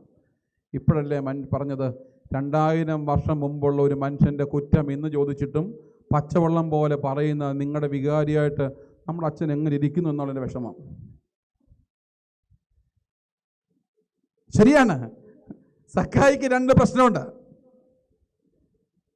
പക്ഷേ സക്കായിയുടെ ബലഹീനത എന്താണെന്ന് ഞാൻ ചോദിച്ചപ്പോൾ നിങ്ങൾ വളരെ ചടുതലയോട് ഉത്തരം പറഞ്ഞു. സക്കായിക്ക് 2 പ്രശ്നങ്ങളുണ്ട്. പ്രിയപ്പെട്ടവരെ, നമ്മുടെ പല ബന്ധങ്ങളും തകർക്കുന്നത് എന്താണെന്ന് ചോദിച്ചാൽ, ഒരു മനുഷ്യന്റെ ബലഹീനത, ഒരു മനുഷ്യന്റെ അപജയം എന്താണോ ആ തലമുറ കഴിഞ്ഞാലും മറക്കില്ല എന്ന് പറഞ്ഞാൽ അത് നമ്മൾ ഏറ്റവും തലമുറ കൈമാറി കെടാതെ ഞങ്ങൾ സൂക്ഷിക്കും. എൻ്റെ ബലഹീനത, ഞാനൊരു കള്ളനാണെങ്കിൽ എൻ്റെ മകന് കൊടുക്കുന്ന പേരാണ് കള്ളൻ്റെ മോൻ. എൻ്റെ അപ്പൻ കള്ളനാണെങ്കിൽ എനിക്ക് തന്നെ അഡ്രസ്സാണ് അവൻ്റെ അപ്പൻ കള്ളൻ എന്ന് പറഞ്ഞാൽ, ഞാൻ നാട്ടിൽ പറഞ്ഞൊരു കാര്യമുണ്ട്. നിങ്ങളുടെ മക്കളെ എബ്രോഡ് പോവാ, UK യൂറോപ്പ് എല്ലാം പോകണല്ലോ അല്ലേ? +2 കഴിഞ്ഞാൽ അന്നേരം ജമ്പിടാ. നിങ്ങളുടെ മക്കൾ പോകുമ്പോൾ വിസയും ടിക്കറ്റും വരാതെ നിങ്ങൾ ആരോടെങ്കിലും പറയോ? കാരണം എന്താ? വിശ്വാസമല്ല. പണ്ടൊരു രോഗം വന്നാൽ പള്ളിയിൽ പോയി അച്ഛനോട് പറയും, പള്ളിക്കാരോട് പറയും, എന്താ പ്രാർത്ഥിക്കണം, ഇങ്ങനെ രോഗമുണ്ട്. ഇന്ന് പറയുമോ? മരണത്തോട് മല്ലടിക്കും പറയും ഇന്ന കാര്യമാണ്. ശരിയോ തെറ്റോ? എന്തിനേറെ പറയുന്നു, നിങ്ങളുടെ മക്കൾക്കൊരു വിവാഹാലോചന വന്നാൽ ആരെങ്കിലും അറിയിക്കുമോ? ഇല്ല. എല്ലാം സെറ്റായി ഹോള് വരെ ബുക്കായി കഴിഞ്ഞു എന്ത് പറയും? നിങ്ങളെപ്പറ്റി അല്ല കേട്ടോ. എന്തു പറയും? കല്യാണമാണ് അല്ലേ? കാരണം എന്താ? നമുക്കാരെയും വിശ്വാസമല്ല. ഈ അടുത്ത കാലത്തൊരു വീട്ടിൽ പോയി സംസാരത്തിനിടയ്ക്ക് ആ വീട്ടിലെ ഗൃഹനാഥൻ പറഞ്ഞു, ഞാൻ എൻ്റെ ഇടവപ്പള്ളിയിൽ പോയിട്ട് 15 വർഷമായി. എത്ര വർഷമായി? 15 വർഷമായി എൻ്റെ ഇടവപ്പള്ളിയിൽ പോയിട്ട്. ഞാൻ ചോദിച്ചതിൻ്റെ വല്ല പണക്കം വല്ലതാണോ? ഒന്നുമല്ല. ട്രസ്റ്റി ആയിരുന്നോ? അല്ല. സെക്രട്ടറി ആയിരുന്നോ? അല്ല. കമ്മിറ്റിക്കാരനായിരുന്നു? അല്ല. പെരുന്നാൾ കൺവീനർ ആയിരുന്നു? അല്ല. സാധാരണ ഇവരൊക്കെയാണ് പണങ്ങി പോകുന്നത്. പിന്നെ വെക്കാറത്തില്ല. ആ വയസ്സ് കയറി ഏക്കും അവസാനം പണങ്ങിപ്പോവും. അപ്പോൾ ഒന്നുമല്ല. പിന്നെന്താ കാര്യം? അപ്പോൾ വീട്ടിലെ അമ്മ പറഞ്ഞു, അച്ഛാ പള്ളിയിൽ പോകാത്തതിന് പ്രധാനപ്പെട്ട കാരണം ഞങ്ങൾ പള്ളിയിൽ പോവും. ഒന്നീ പാലിയേക്കര പള്ളി അല്ലെ പരിമല പള്ളിയിൽ ഫസ്റ്റ് സർവീസിന് പോയി ഞങ്ങൾ ഇങ്ങനെ വരും. പള്ളിയിൽ പോവും, പക്ഷേ ഇടപ്പള്ളി പോകത്തില്ല. കാരണം എന്താ അറിയാമോ? 15 വർഷം കൊണ്ട് ഞങ്ങൾക്ക് പിള്ളേരില്ല. എത്ര വർഷമായിട്ട് പിള്ളേരില്ല? 15 വർഷം കൊണ്ട് ഞങ്ങൾക്ക് പിള്ളേരില്ല. ഇത് എൻ്റെയും എൻ്റെ ഭർത്താവിൻ്റെയും എൻ്റെ വീട്ടുകാരുടെയും സ്വകാര്യ ദുഃഖമാണ്. പക്ഷേ പള്ളി ചെല്ലുമ്പോൾ ഞങ്ങളുടെ പള്ളിക്കാർക്ക് 5-6 ചോദ്യമുണ്ട് അവർക്ക്. ഒന്നാമത് ചോദ്യം ഇതാണ്, ഇതുവരെ ഞാനിങ്ങനെ പറയുന്ന കുഴപ്പമുണ്ടോ? എനിക്കൊരു കുഴപ്പമില്ല. ഒന്നാമത് ചോദ്യം ഇതാണ്, ഇതുവരെ വിശേഷമൊന്നും ആയില്ലയോ? ഈ മനുഷ്യൻ വരുന്നത് പള്ളിയിലേക്ക് വരുന്ന ഒരു സാന്ത്വനത്തിനാണോ അല്ലയോ? ഒരാശ്വാസത്തിന്. ഞങ്ങൾ വരുന്ന വഴിക്ക് അച്ഛന്മാർ പറയായിരുന്നു, പള്ളികൾ എന്ന് പറഞ്ഞാൽ ഒരു കാലഘട്ടത്തിൽ എല്ലാവർക്കും എന്തായിരുന്നു? സമാധാനമാണ്. ഇന്നെന്താ? ഇവിടുത്തെ കാര്യമല്ല. അതുകൊണ്ട് ഇപ്പം ഇലക്ഷൻ നടന്നുകൊണ്ടിരിക്കുക. എല്ലപ്പള്ളി തിരഞ്ഞെടുപ്പ് പുതിയ സ്ഥാനാർത്ഥി. എല്ലപ്പള്ളി എന്തൊരു വോട്ടൊന്നല്ല. വികാരിയും വിശ്വാസമല്ല, ശുശ്രൂഷക്കാരനും വിശ്വാസമല്ല. എന്തിനാ? സ്വന്തം അവനെപ്പോലും അവന് വിശ്വാസമല്ല. പോട്ടെ. ഒന്നാം ചോദ്യം, ഇതുവരെ വിശേഷമൊന്നും ആയില്ലയോ? രണ്ടാം ചോദ്യം, നിങ്ങൾക്ക് മക്കളില്ലാത്തതുകൊണ്ട് വീട്ടിൽ എന്തെങ്കിലും പ്രശ്നം ഉണ്ടോ? മൂന്നാമത് ചോദ്യം, ദാ ഇന്നടത്ത് പോയി ഇന്ന ഡോക്ടറെ കണ്ടാൽ മതി, എന്തുണ്ടാകും? പിള്ളേരുണ്ടാകും. 4, ദാ ഇന്നടത്തൊരു പ്രാർത്ഥനയുണ്ട്, ആ പ്രാർത്ഥനയോട് നിന്ന് പോയാൽ എന്തുണ്ടാകും? ഞാൻ മുമ്പ് പറഞ്ഞല്ലോ, വിശുദ്ധ കുർബാനക്കാർ വലിയ പ്രാർത്ഥന എന്താ? അസംഭവ്യം എന്ന് പറഞ്ഞത് ദൈവത്തിന് സാധ്യത കൽപ്പിക്കാൻ പറ്റുന്ന വിശുദ്ധ കുർബാനക്കാർ വലിയ പ്രാർത്ഥനയുണ്ടോ? ഇല്ല. ഇന്നടത്ത് പ്രാർത്ഥന എന്തുണ്ടാകും? പിള്ളേരുണ്ടാകും. അവസാനം പറയേ, നിങ്ങളുടെ വീട്ടിൽ എന്തെങ്കിലും ദോഷം കാണും, ആരെയും കൊണ്ട് നോക്കിക്കുകയോ വല്ലതും ചെയ്താൽ പറ. എടാ, ജീവനുള്ള ദൈവത്തെ ആരാധിക്കുന്നവൻ നിന്റെ വീട്ടിൽ ദോഷം പറഞ്ഞ അനുവദിക്കുമോ? അതുകൊണ്ടാണ് സങ്കീർത്തനം പറഞ്ഞ, ഒരു ബാധയും നിന്റെ കൂടാരത്തോട് അടുക്കയില്ല, സർപ്പത്തിന്മേലും അണലിന്മേലും ചവിട്ടും, ബാലസിംഹത്തെയും പെരുമ്പാമ്പിനെ നീ മെതിക്കും. അല്ലേ? ഈ വാക്യം എല്ലാ സന്ധിക്കും ചൊല്ലുന്ന വിശ്വാസിയാണ് പറഞ്ഞത്. നിനക്കെന്തെങ്കിലും നിന്റെ കുടുംബത്തിൽ പ്രശ്നമുണ്ട്, ബാധയുണ്ട്, രോഗമുണ്ട് എന്ന് പറഞ്ഞ് നീ അവിടെ പോയി നോക്കിക്കണം. അല്ലേ? ഈ സ്ത്രീ പറഞ്ഞ് അവർ കുറ്റം പറയാൻ പറ്റുമോ? അവിടെ വന്ന് അവരുടെ സങ്കടങ്ങളോട് കൂടെ നിന്ന് ദൈവം കരുതുമെന്ന് പറയുന്ന, യഹോവ ഇല്ലേ എന്ന് പറയുന്ന സാഹചര്യത്തിന് പകരം 5-6 ചോദ്യം ചോദിച്ച് 15 വർഷമായി ദേവാലയത്തിൽ പോയിട്ട്, സ്വന്തം ഇടവപ്പള്ളിയിൽ പോയിട്ട് ആർത്താറ്റും കാണും. മോശമല്ല. കാണില്ലേ? തിരുവഞ്ചൂർ ജൂനിയർ ഹോമിൽ പോയി.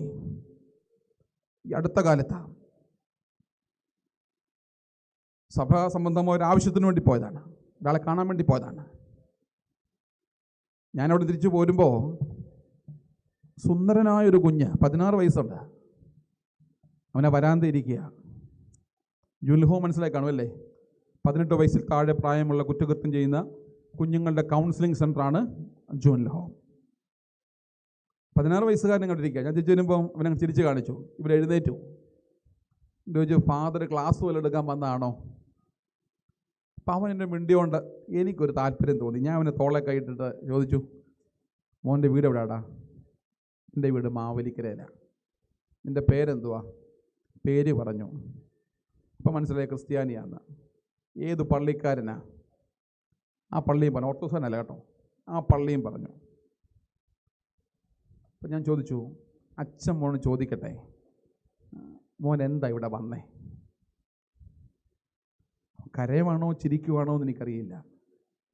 ഈ കുഞ്ഞ് പറഞ്ഞു, ഞാൻ എൻ്റെ അപ്പനെ കൊന്നു, ഞാൻ എൻ്റെ അപ്പനെ കൊന്നു. എൻ്റെ കുഞ്ഞ് പറഞ്ഞിങ്ങനെയാണ്.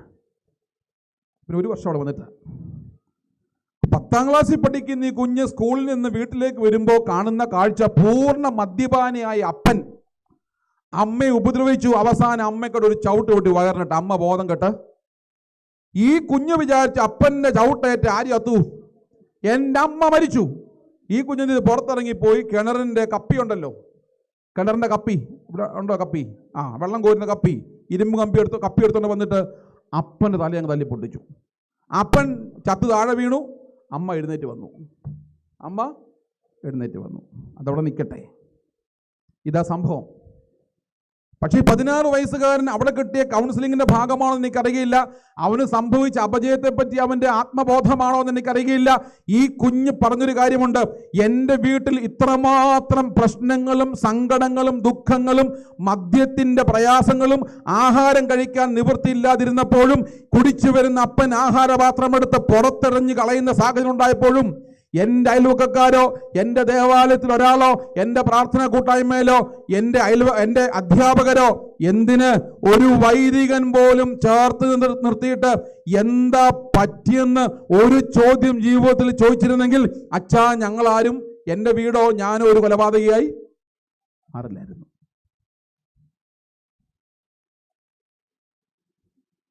എന്തിനാ ഒത്തിരി പ്രസംഗിക്കുന്നത്? എന്തിനാ ഒത്തിരി കുർബാന അനുഭവിക്കുന്നേ? എന്തിനാ 40 കുമ്പിടുന്നേ? കുറ്റബോധം ഉണ്ടാവണം. നിന്റെ സമസൃഷ്ടിയിൽ സങ്കടപ്പെടുന്നവനുണ്ടാവും. അവന്റെ സങ്കടത്തോട് താളാത്മ്യപ്പെടണം. അതാണ് 33 വയസ്സുകാരന്റെ ബന്ധം. ആരാ 33 വയസ്സുകാരന്റെ ബന്ധം? യേശു. 33 വയസ്സുകാരന്റെ ബന്ധം അതാണ്. പാർശ്വവൽക്കരിക്കപ്പെട്ടവനോട് താളാത്മ്യപ്പെട്ടവൻ, പറുദീസ നൽകിയവൻ.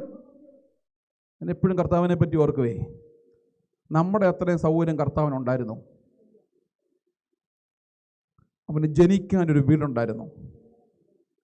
പറ, അവന് ജനിക്കാനൊരു വീടുണ്ടായിരുന്നോ? ഇല്ല. അവനെ ശുശ്രൂഷിക്കാൻ അംഗരക്ഷകരുണ്ടായിരുന്നോ? ഇല്ല. അവന് യാത്ര ചെയ്യാനൊരു വാഹനം ഉണ്ടായിരുന്നോ? വല്ലവൻ്റെയും കഴുത അല്ലേ? അവൻ ആഹരിക്കാൻ ഭക്ഷണമുണ്ടായിരുന്നോ? നിങ്ങളുടെ പക്കൽ എന്തുണ്ട്? 2 അപ്പവും 5 അപ്പവും ചെറുമീനും ആയിരുന്നോ? അവന് പ്രസംഗിക്കാൻ പ്രസംഗപീഠം ഉണ്ടായിരുന്നോ? മത്സ്യം പിടിക്കുന്നവന്റെ വഞ്ചി. അവൻ അത്താഴം കഴിക്കാൻ മാളിക ഉണ്ടായിരുന്നോ? പെസഹ സ്ഥാപിക്കാൻ ഉണ്ടായിരുന്നോ? വല്ലവന്റെ മാളിക. അവന് മരിക്കാൻ സ്വന്തമായി സ്ഥലമുണ്ടായിരുന്നോ? ഇല്ല. അവനെ അടക്കാൻ സ്വന്തമായി കല്ലറ ഉണ്ടായിരുന്നോ? വല്ലവൻ്റെയും കല്ലറ. എന്നെ കേൾക്കുന്ന ഇസ്രായേൽ ഗ്രഹമേ, ഒരു വാടകക്കാരനായ ക്രിസ്തു 33 വയസ്സിൽ ലോകത്തെ കീഴ്മേൽ മറിക്കുന്ന സർവ്വജാതിയെയും തന്റെ സ്നേഹബന്ധത്തിൽ കൈപ്പറ്റിയവനാണ്. അതുകൊണ്ടാണ് ബോൺഹോഫർ പറഞ്ഞത്, Jesus the man of others. ക്രിസ്തു അവരൻ്റെയാണ്. ഞാൻ ഇങ്ങനെ ഇന്ന് പ്രസംഗിക്കുമ്പോഴേ, സർവശക്തനായ ദൈവം കഴിഞ്ഞാൽ പിന്നെ എനിക്ക് ലോകത്തിൽ ഏറ്റവും കൂടുതൽ ഇഷ്ടം എൻ്റെ വല്യമ്മച്ചിയാണ്. ആരെയാ? എൻ്റെ വല്യമ്മച്ചിയാണ്. ഞാനിങ്ങനെ അച്ഛനായതിനും കാരണം ആരാ? ഞാൻ പ്രാർത്ഥിക്കും, എൻ്റെ അപ്പനും അമ്മയും മരിച്ചാലും എൻ്റെ അമ്മച്ചി മരിക്കരുത്. ഇപ്പോൾ എൻ്റെ അമ്മച്ചി ഉണ്ട്, 99 വയസ്സ് പ്രായമുണ്ട്. വയസ്സുണ്ട്, 99 വയസ്സ് പ്രായമുണ്ട്. ഇങ്ങനെ വല്യമ്മമാരുടെയും വല്യപ്പൻ്റെ ശിക്ഷണത്തെ ജീവിക്കാനും വളരാനും പറ്റുന്ന വലിയൊരു ഭാഗ്യം കേട്ടോ. ആണോ അല്ലയോ? ആണോ? പിന്നെ അമ്മച്ചിയുണ്ട്. അതുകൊണ്ട് എനിക്ക് അമ്മച്ചിമാരോട് ഭയങ്കര ഇഷ്ടമാണ്, അപാര സ്നേഹമാണ്. പക്ഷെ ഇവിടെ ഒറ്റ അമ്മച്ചിയില്ല, ആർത്താറ്റ് ഒറ്റ അമ്മച്ചിയില്ല. ഞാൻ ഈയിടെ 82 വയസ്സിൽ മുകളിൽ പ്രായമുള്ള ഒരു സ്ത്രീരത്നത്തോട് എൻ്റെ ഗതികേട് ഞാൻ ചോദിച്ചു, അമ്മച്ചി എവിടുന്ന് വരിക? ഈ അമ്മച്ചി അമേരിക്കക്കാരിയാന്ന് എനിക്കറിയില്ല. വൈ യു കോൾ മീ അമ്മച്ചി? ഞെട്ടിപ്പോയി ഞാൻ. എന്താ എന്നെ അമ്മച്ചി വിളിച്ചത്? മനസ്സിലായോ? അതിപ്പോൾ ഞാൻ അമ്മച്ചി വിളി അങ്ങ് നിർത്തി. ചട്ടയും മുണ്ടും നരയുണ്ടെങ്കിൽ അമ്മച്ചി എന്ന് വിളിക്കുക, അല്ലെങ്കിൽ ആൻറ്റി എന്ന് വിളിച്ച് പോകത്തുള്ളൂ, അല്ലെ അമ്മ എന്ന് വിളിച്ച് പോകും. പോട്ടെ. അപ്പം എനിക്ക് അമ്മച്ചി ഉള്ളതുകൊണ്ട് എനിക്ക് അമ്മച്ചിമാരുടെ ഭയങ്കര സ്നേഹമാണ്, ഭയങ്കര സ്നേഹമാണ്. അപ്പോൾ നമ്മുടെ പാമ്പാടിയിലൊരു ഓൾഡ് ഏജ് ഹോം ഉണ്ട്. ഇവിടെ കുറേ അമ്മച്ചിമാരുണ്ട്. സ്ഥലം പറയത്തില്ല, സ്ഥലം പറയാം, സ്ഥാപനം പറയത്തില്ല. കുറേ അമ്മച്ചിമാരുണ്ട്. അപ്പം ഞാൻ മിക്കവാറും അവിടെ പോകും. ഒരു ദിവസം അവിടെ ചെന്നപ്പോൾ ഈ ബന്ധങ്ങളെ പറ്റി പറഞ്ഞപ്പോൾ മനസ്സിലേക്ക് ഓടി വന്നതാണ്. എനിക്ക് ഏറ്റവും ഇഷ്ടമുള്ളൊരു അമ്മച്ചിയുണ്ട്. 85-86 വയസ്സുകളുണ്ട്. ഞാൻ ചോദിച്ചു, മോളെ കൊച്ചേ, മോക്കടെ ബാല്യകാലം ഓർമ്മയുണ്ടോ? ഈ അമ്മച്ചി അങ്ങോട്ട് ചാടിക്കറിൻ്റെ കയ്യേലും കൂടെ പിടിച്ചു തിരുമ്പ് തുടങ്ങി. ഉണ്ടടാ മോനെ ഉണ്ട്, ഉണ്ടടാ മോനെ ഉണ്ട്. ഞാൻ പറഞ്ഞത് പറയാമോ? എൻ്റെ കുസൃതിയുടെ ഭാഗമായിട്ട് ഇതൊക്കെ ഞാൻ ചവടക്കളിയാ. ഉണ്ടടാ മോനെ ഉണ്ടെന്ന് പറഞ്ഞ് എൻ്റെ കയ്യെ പിടിച്ച് അങ്ങോട്ട് തിരുമ്പാൻ തുടങ്ങി. ഞാൻ പറഞ്ഞത് പറ. അമ്മച്ചി പറഞ്ഞു, എന്നെ എൻ്റെ 16-ാമത്തെ വയസ്സിൽ കെട്ടിച്ചു. എത്രാം വയസ്സിലാ? പിള്ളേർക്ക് പരീക്ഷയായതുകൊണ്ട് ലഡു പൊട്ടിയില്ല, അല്ലെ ലഡു പൊട്ടിയാനെ. കാരണം എന്താ, പിള്ളേർക്ക് വലിയ പ്രതീക്ഷയാണ്. പക്ഷേ ഇന്ന് 16-ാം വയസ്സായ നമ്മളെ മക്കൾക്ക് കല്യാണം വേണോ? 26 വേണോ? 36 വേണോ? ഈ സഭ അഭിമുഖീകരിക്കുന്ന 2 വിഷയമുണ്ട്. ഈ സഭ മാത്രമല്ല, മലയാളികൾ. 2, 1 വിവാഹപ്രായമെത്തിയിട്ടും വിവാഹം നടക്കാത്ത ഒരുപാട് കുഞ്ഞുങ്ങൾ. 2 +2 കഴിഞ്ഞാൽ അപ്പനെയും അമ്മയും നാടും വിട്ടുപോകുന്ന മക്കൾ. ഇത് 2ഉം ഈ സഭ സമൂഹം അഭിമുഖീകരിക്കുന്ന വിഷയങ്ങളാണ്. ഓട്ട് പറഞ്ഞതേ ഉള്ളൂ. അപ്പോൾ പറഞ്ഞു, 16-ാമത്തെ വയസ്സ് തന്നെ കെട്ടിച്ചു. ഇന്ന് 26 വേണ്ട, 36 വേണ്ട. കാരണം എന്താ? 2-3 ഡിമാൻഡ്സ് ഉള്ളത്. IELTS വേണം, പറ, OET വേണം, ജർമ്മൻ വേണം. അതുമാത്രമല്ല, ഇന്ന് പരിഷ്കാരത്തിൻ്റെ ഭാഗമായിട്ട് അച്ഛാ ഞങ്ങൾക്ക് മിനിമം 6 months എങ്കിലും സംസാരിക്കണം. എന്ത് ചെയ്യണം? 6 മാസമെങ്കിലും ഞങ്ങൾക്ക് സംസാരിക്കണം. ഇവിടെ ഇരുന്ന് മുതിർന്നവരെന്ന് പറഞ്ഞേ, ഒരു കാലഘട്ടത്തിൽ നിങ്ങളുടെ ജീവിത പങ്കാളിയെ തേടി അല്ലെ കണ്ടെത്തുവാൻ നിങ്ങളുടെ വീട്ടുകാർ കാരണവന്മാർ വന്നപ്പോൾ അവർ വന്ന് നോക്കും, സംസാരിക്കാൻ നല്ലവരാണോ, ഇടപെടാൻ കൊള്ളുമോ, അത്യാവശ്യം ജീവിക്കാൻ ചുറ്റുപാടുണ്ടോ, ഒരു വീടുണ്ടോ, സംസ്കാര സമ്പന്നരാണോ, ആണെങ്കിൽ തിരിച്ച് വീട്ടിൽ വരും. എടാ എടി ഇങ്ങനെ ആലോചനയുണ്ട്, കെട്ടിക്കോണം. കെട്ടിയോ ഇല്ലയോ? അന്ന് സായിപ്പ് അമാന്തിച്ച് ചോദിച്ചു, എങ്ങനെയാണ് മലയാളിക്ക് 40, 50, 60 വർഷം ഒരു ജീവിത പങ്കാളി? എന്നാൽ സായിപ്പ് ഇന്ന് സന്തോഷത്തോടെ കാണുകയാണ്. എനിക്ക് പറയാൻ ഇങ്ങനെയാണ് ഇഷ്ടം. ഇന്നത്തെ വിവാഹ ബന്ധത്തെ 3 വാക്കിൽ പറയാം: കണ്ടു, കെട്ടി, പൊട്ടി. ശരിയോ തെറ്റോ? കണ്ടു, കെട്ടി, പൊട്ടി. എത്രയോ നൈമിഷികമാണ്, വളരെ ഷോർട്ടാണ്. നമ്മുടെ ബന്ധങ്ങളുടെ അവസ്ഥ ചിന്തിച്ചോണം. ഞാൻ പറഞ്ഞത്, സായിപ്പ് 60-70 വർഷം എങ്ങനെയാണ് ഒരു ജീവിത പങ്കാളി ചോദിച്ച സ്ഥാനത്ത് ഇന്ന് സായിപ്പിനെ തോൽപ്പിക്കുന്ന. ഇപ്പം ഞാൻ പരിശുദ്ധ ഭാവാതിരുമനസിൻ്റെ ഒപ്പം ജർണച്ചനൊക്കെ ഉണ്ടായിരുന്നു. ദേവലോകത്തുണ്ട്.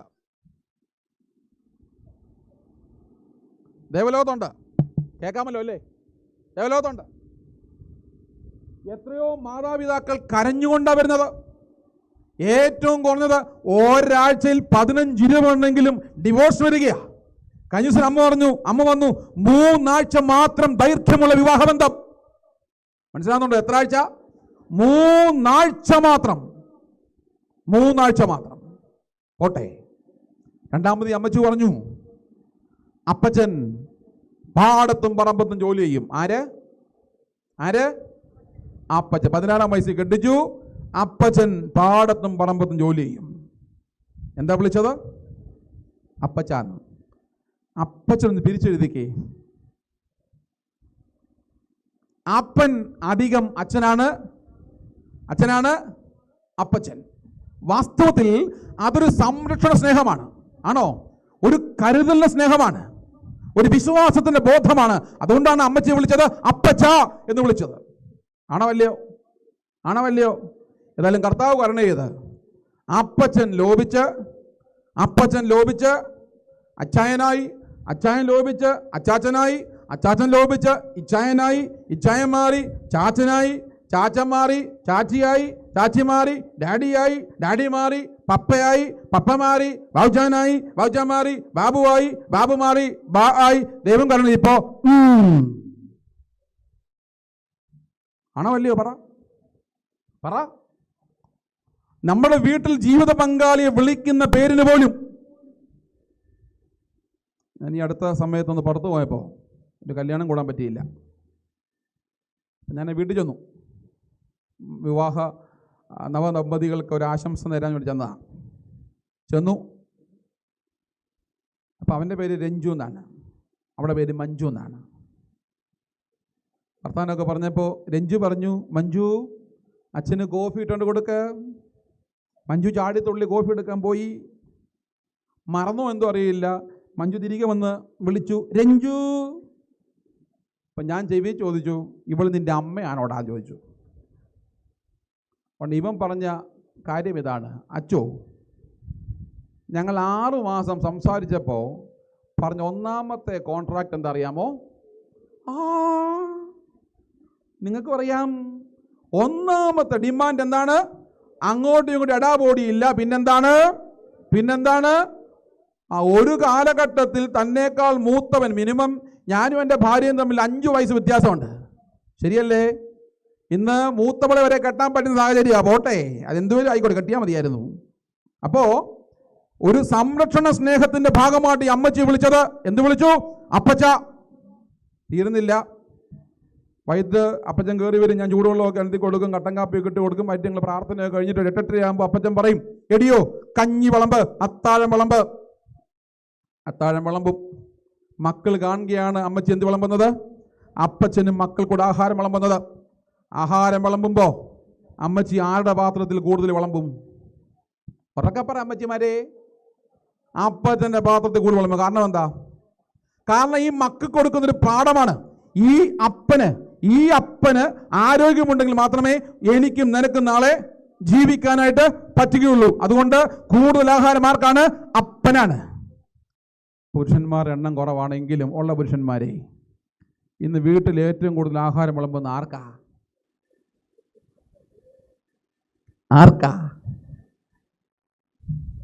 മക്കൾക്കാ അല്ലേ? അപ്പനെന്താ? അനി വലിയൊരു പോയെന്ന് പറഞ്ഞല്ലോ. ഡോക്ടർ അവസാനം ഡയറ്റീഷ്യനെ കണ്ടപ്പോൾ ഡയറ്റീഷ്യൻ വലിയ ലിസ്റ്റൊക്കെ തന്നു. എനിക്ക് അത്താഴം കഴിക്കാൻ പറഞ്ഞേക്കുന്നത് 1 ചപ്പാത്തിയും 1 കുക്കുമ്പറും 1 ക്യാരറ്റുമാണ്. നിങ്ങൾ പറ, ഈ 120 കിലോ ഭാരമുള്ള എനിക്കിതെന്താകാനാ? ഞാൻ അന്ന് മുതൽ എന്നും പ്രാർത്ഥിക്കും, കർത്താവ് എല്ലാ ദിവസവും കൺവെൻഷൻ കാണണേ പ്രാർത്ഥിച്ചുകൊണ്ടിരിക്കുക. മക്കൾ കാണുക അമ്മ ആഹാരം വിളമ്പുമ്പോൾ ഒരു പാഠം പഠിപ്പിക്കുകയാണ്. ബന്ധങ്ങളുടെ വലിയ ഊഷ്മളതയാണ്. ഈ അപ്പൻ ആരോഗ്യമുണ്ടെങ്കിൽ നാളെ ആഹാരം വിളമ്പി കഴിയുമ്പോൾ ഒരുപക്ഷെ അമ്മച്ചിയുടെ പാത്രത്തിൽ ചോറ് കാണില്ല അല്ലേ? അപ്പനും മക്കൾ കഴിച്ചു കഴിയുമ്പോൾ. പക്ഷേ ഈ മക്കൾ കാണുക അപ്പച്ചനൊരു കാര്യം ചെയ്യും. അപ്പച്ചൻ്റെ പാത്രത്തിൽ 1 പിടി ചോറ് വെച്ചേക്കും. ആർക്ക് വേണ്ടിയാ? ഈ അമ്മച്ചിക്ക് എൻ്റെ ഭാര്യയ്ക്ക് വേണ്ടിയാണ്. പ്രിയപ്പെട്ട പുരുഷന്മാരെ, നിങ്ങളോട് തന്നെ വീണ്ടും, നിങ്ങളുടെ പാത്രത്തിൽ 1 പിടി ചോറ് അവശേഷിപ്പിച്ചാൽ ഇന്ന് ആര് കഴിക്കും? ഞാൻ പറയാൻ ഇഷ്ടപ്പെടുന്നത് എങ്ങനെയാണ്? ഇന്ന് ഹൈജീൻ സംസ്കാരമായതുകൊണ്ട് ആഹാരം അധികം വെച്ചാൽ ഒന്നിൽ വീട്ടിലെ നാ കഴിക്കും, അല്ല രാവിലെ വീട്ടിലെ കോഴി കഴിക്കും. ശരിയല്ലേ? എന്നാൽ ചില പഴയ മനുഷ്യരൊക്കെ കഴിക്കുമായിരിക്കും. ഇന്നത്തെ പെണ്ണുകളൊന്നും കഴിക്കുന്നൊന്നുമില്ല. അത് വേറെ കാര്യം അല്ലേ? ഒരുമിച്ചിരുന്ന് ആഹാരം കഴിച്ചിട്ട് വേണ്ടേ ഭർത്താവ് ബാക്കി വച്ചേക്കുന്നത്? പറ. സ്ത്രീധനത്തിലും ചന്ദനമഴയിലും പാരിജാതത്തിലൊക്കെ അണിഞ്ഞാൽ ഞങ്ങൾ പോവല്ലേ കഴിപ്പൊക്കെ അല്ലേ? ഭാര്യയും സ്ത്രീധനമൊക്കെ കണ്ട് പൊക്കൊണ്ടിരിക്കല്ലയോ? പോട്ടെ.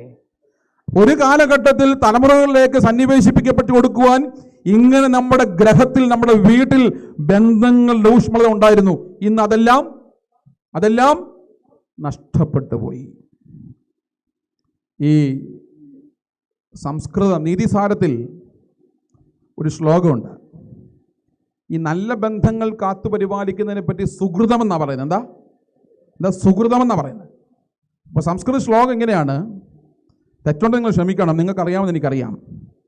ഇങ്ങനെയാ ചൊല്ലുക: അർത്ഥം ഗ്രഹേ നിവർത്തന്തേ ശ്മശാനേ പുത്രബാന്ധവ സുകൃതം ദുഷ്കൃതം ശൈവ ഗച്ഛതം ഗത ഗച്ഛന്തി. കേട്ടുണ്ടോ?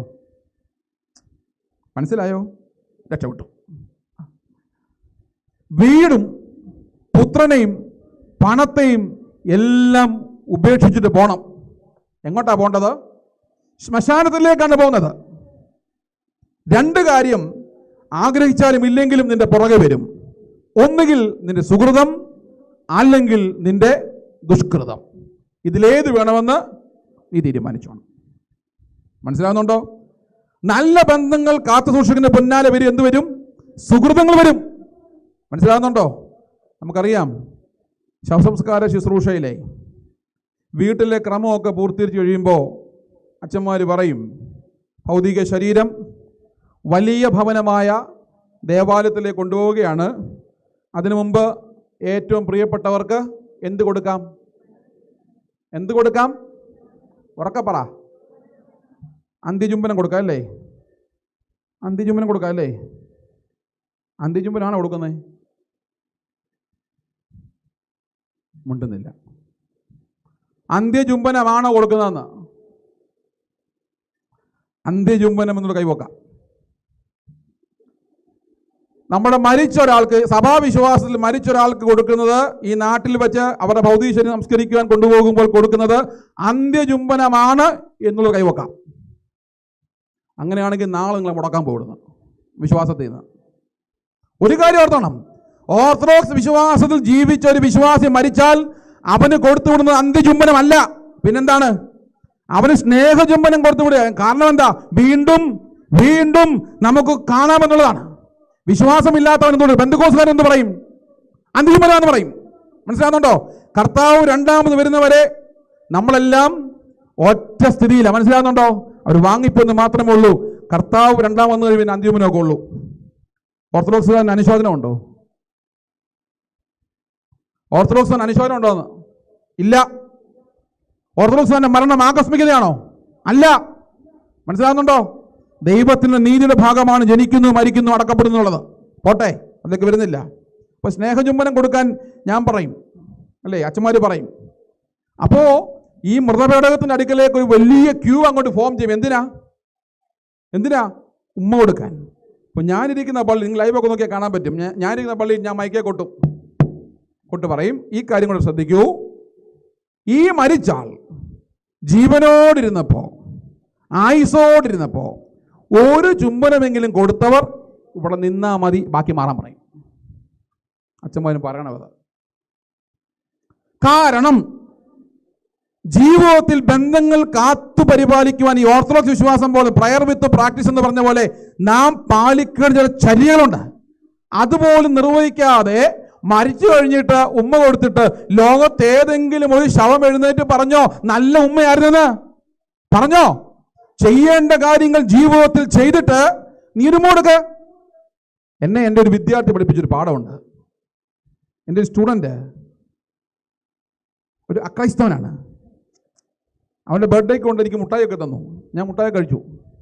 ഞാൻ ചോദിച്ചേട്ടാ അപ്പയും അമ്മയും എന്തോ തന്നു ബർത്ത്ഡേക്ക്? ഞാൻ പറഞ്ഞു എൻ്റെ അപ്പയും അമ്മയും എനിക്കൊന്നും തരാറില്ല, പക്ഷെ ഞാൻ അവർ കൊടുക്കാറുണ്ട്. കുറേ വർഷങ്ങൾക്ക് മുമ്പാണ്. എൻ്റെ അപ്പയും അമ്മയും എനിക്കും തരാറില്ല, പക്ഷെ ഞാൻ അവർ കൊടുക്കാറുണ്ട്. ഞാൻ എന്താ കൊടുക്കുന്നത്? ഞാൻ ചെയ്യുന്നത്, എൻ്റെ ബർത്ത്ഡേക്ക് രാവിലെ എഴുന്നേറ്റ് ഞാൻ കുളിച്ച് ദൈവത്തെ തൊഴുതു കഴിഞ്ഞിട്ട് ഈശ്വരനെ തൊഴുതിട്ട് ഞാൻ പോയി എൻ്റെ അമ്മയുടെ വയറിൽ ഒരു ഉമ്മ കൊടുക്കും. എവിടെ കൊടുക്കും? ഇവിടെ കൊടുക്കും. എൻ്റെ അമ്മയുടെ വയറിൽ ഞാൻ ഉമ്മ കൊടുക്കും. 2, അവൻ പറഞ്ഞു എൻ്റെ അപ്പൻ്റെ നെറുകയിൽ ഞാനൊരു ഉമ്മ കൊടുക്കും. എനിക്ക് അവനോട് ഭയങ്കര ഫീലായി, ഭയങ്കര സ്നേഹമായി. 17 വയസ്സുകാരൻ ജീവിതത്തിൽ ബന്ധങ്ങൾ കാത്തു പരിപാലിക്കുന്നതിൻ്റെ മനോഹരമായ ഫലത്തെപ്പറ്റി പറഞ്ഞത്. ഞാൻ ചോദിച്ചു, നീ ഇതെങ്ങനെയാണ് മോനെ മനസ്സിലാക്കിയത്? ഉടനെ അവൻ പറഞ്ഞു, ഒരു ക്രൈസ്തവ സന്യാസി, വൈദികനായിരിക്കാം, അവൻ പറഞ്ഞു ഇങ്ങനെ, ആ സന്യാസി ഇങ്ങനെ പറഞ്ഞത് ഞാൻ ഒരിക്കൽ കേട്ടത് ഇങ്ങനെ, അച്ഛാ, എൻ്റെ അമ്മ ഞാൻ ഉദരത്തിലുണ്ടാകുന്ന സമയം ഒന്ന് മുറുക്കെ നടന്നിരുന്നെങ്കിൽ ഞാനില്ലായിരുന്നു. എൻ്റെ അപ്പന് എൻ്റെ അമ്മയോട് സ്നേഹം തോന്നിയില്ലായിരുന്നെങ്കിൽ ഞാനില്ലായിരുന്നു. 17 വയസ്സുകാരൻ്റെ ജീവിതത്തിൽ അവൻ കൊടുത്ത അവൻ്റെ ബർത്ത്ഡേയുടെ സമ്മാനം, പ്രിയപ്പെട്ടവരെ, പാലിക്കേണ്ട കാര്യങ്ങൾ ജീവിതത്തിൽ പാലിക്കുവാനും ബന്ധങ്ങളുടെ പുനഃസൃഷ്ടി നിർമ്മിക്കുവാനും വിശുദ്ധമായ ബന്ധങ്ങളോട് വളർന്നു വരുവാനും നമുക്കിടയാവണം. അതാണ് ഈ കുരിശ്. നമ്മൾ ആദ്യം പാടിയല്ലോ, യാത്ര ചെയ്യും ഞാൻ, ക്രൂശെ നോക്കി യുദ്ധം ചെയ്യും ഞാൻ, അന്ത്യം വരെ എന്ന് പാടുമ്പോൾ ക്രൈസ്തവന്റെ മനോമുഖങ്ങൾ വിരിയേണ്ട ആശയം ഇതാണ്. കുരിശെന്ന് പറഞ്ഞാൽ സർവ്വ മനുഷ്യനെയും ഏകബന്ധത്തിൽ സ്വീകരിച്ച സ്ഥലമാണ്. ഞാൻ നിനക്ക് വേണ്ടിയാണ് മരിക്കുന്നത്. ആ മരണബോധമാണ് ക്രിസ്തു എന്ന ബന്ധത്തിലേക്ക് നമ്മളെ കൊണ്ടുവന്നത്. പ്രിയപ്പെട്ടവരെ, ഒന്നാം ഭാഗത്തോട്, ആദ്യ പ്രസംഗത്തോട് ഞാൻ വിട പറയുകയാണ്. 12 മണി. വിശുദ്ധമായ ബന്ധങ്ങൾ സൃഷ്ടിക്കപ്പെടുന്ന ഒരു ജീവിതം നമുക്കുണ്ടാവണം. നമ്മൾ ഒത്തിരി സുവിശേഷം പറഞ്ഞിട്ട് കാര്യമില്ല, കേട്ടിട്ട് കാര്യമില്ല. പക്ഷേ ചെയ്യേണ്ട കാര്യങ്ങൾ ചെയ്യണം. അത് ജാതി മത വർഗ വർണ്ണ വ്യത്യാസങ്ങൾക്ക് അതീതമായി. സോഷ്യൽ മീഡിയയിൽ നിന്ന് കാണുന്ന പല പല കാര്യങ്ങളുണ്ടല്ലോ. സോഷ്യൽ മീഡിയയിൽ കാണുന്ന പല പല കാര്യങ്ങളുണ്ട്. എന്നോട് വിശുദ്ധനായ ഒരു മനുഷ്യൻ, അദ്ദേഹം പറഞ്ഞൊരു കാര്യമുണ്ട്. മനുഷ്യൻ ഇന്ന് ജാതിയുടെ പേരിൽ തലതല്ലി ചാകുകയാണ്. പക്ഷെ ഒരു കാര്യം അച്ഛാ നിങ്ങളെല്ലാവരും ഓർക്കണം. അദ്ദേഹം പറഞ്ഞു, അച്ഛൻ്റെ കൈ മുറിഞ്ഞാൽ വരുന്ന രക്തത്തിന്റെ നിറം ചുവപ്പാണ്. അച്ഛനും ഞാനും ശ്വസിക്കുന്ന ശ്വാസം ഒന്നാണ്. അച്ഛനും ഞാനും ദാഹിക്കുമ്പോൾ കുടിക്കുന്ന വെള്ളത്തിന്റെ നിറവും സ്വാദും ഒന്നാണ്. ഈ ഒരു ബോധ്യതലങ്ങളിലേക്ക് നമ്മുടെ ആത്മീയ ജീവിതത്തെ കൊണ്ടുപോകുമ്പോൾ ലോകോ സമസ്തോ സുഖിനോ ഭവന്തു, സർവ്വലോകവും സുഖമായി വസിക്കും. അതാണ് ക്രിസ്തു ആഗ്രഹിച്ചത്. നിങ്ങൾ ഭൂമിയുടെ അറ്റത്തോളം പോയി എൻ്റെ സാക്ഷികളാകാൻ സുവിശേഷം അറിയിക്കണം. നല്ല ബന്ധമുണ്ടാവട്ടെ എന്ന് കാത്തു പരിപാലിച്ച് ഒന്നാം ഭാഗത്തോട് ഇവിടെ പറയുന്നു. ദൈവം അനുഗ്രഹിക്കട്ടെ.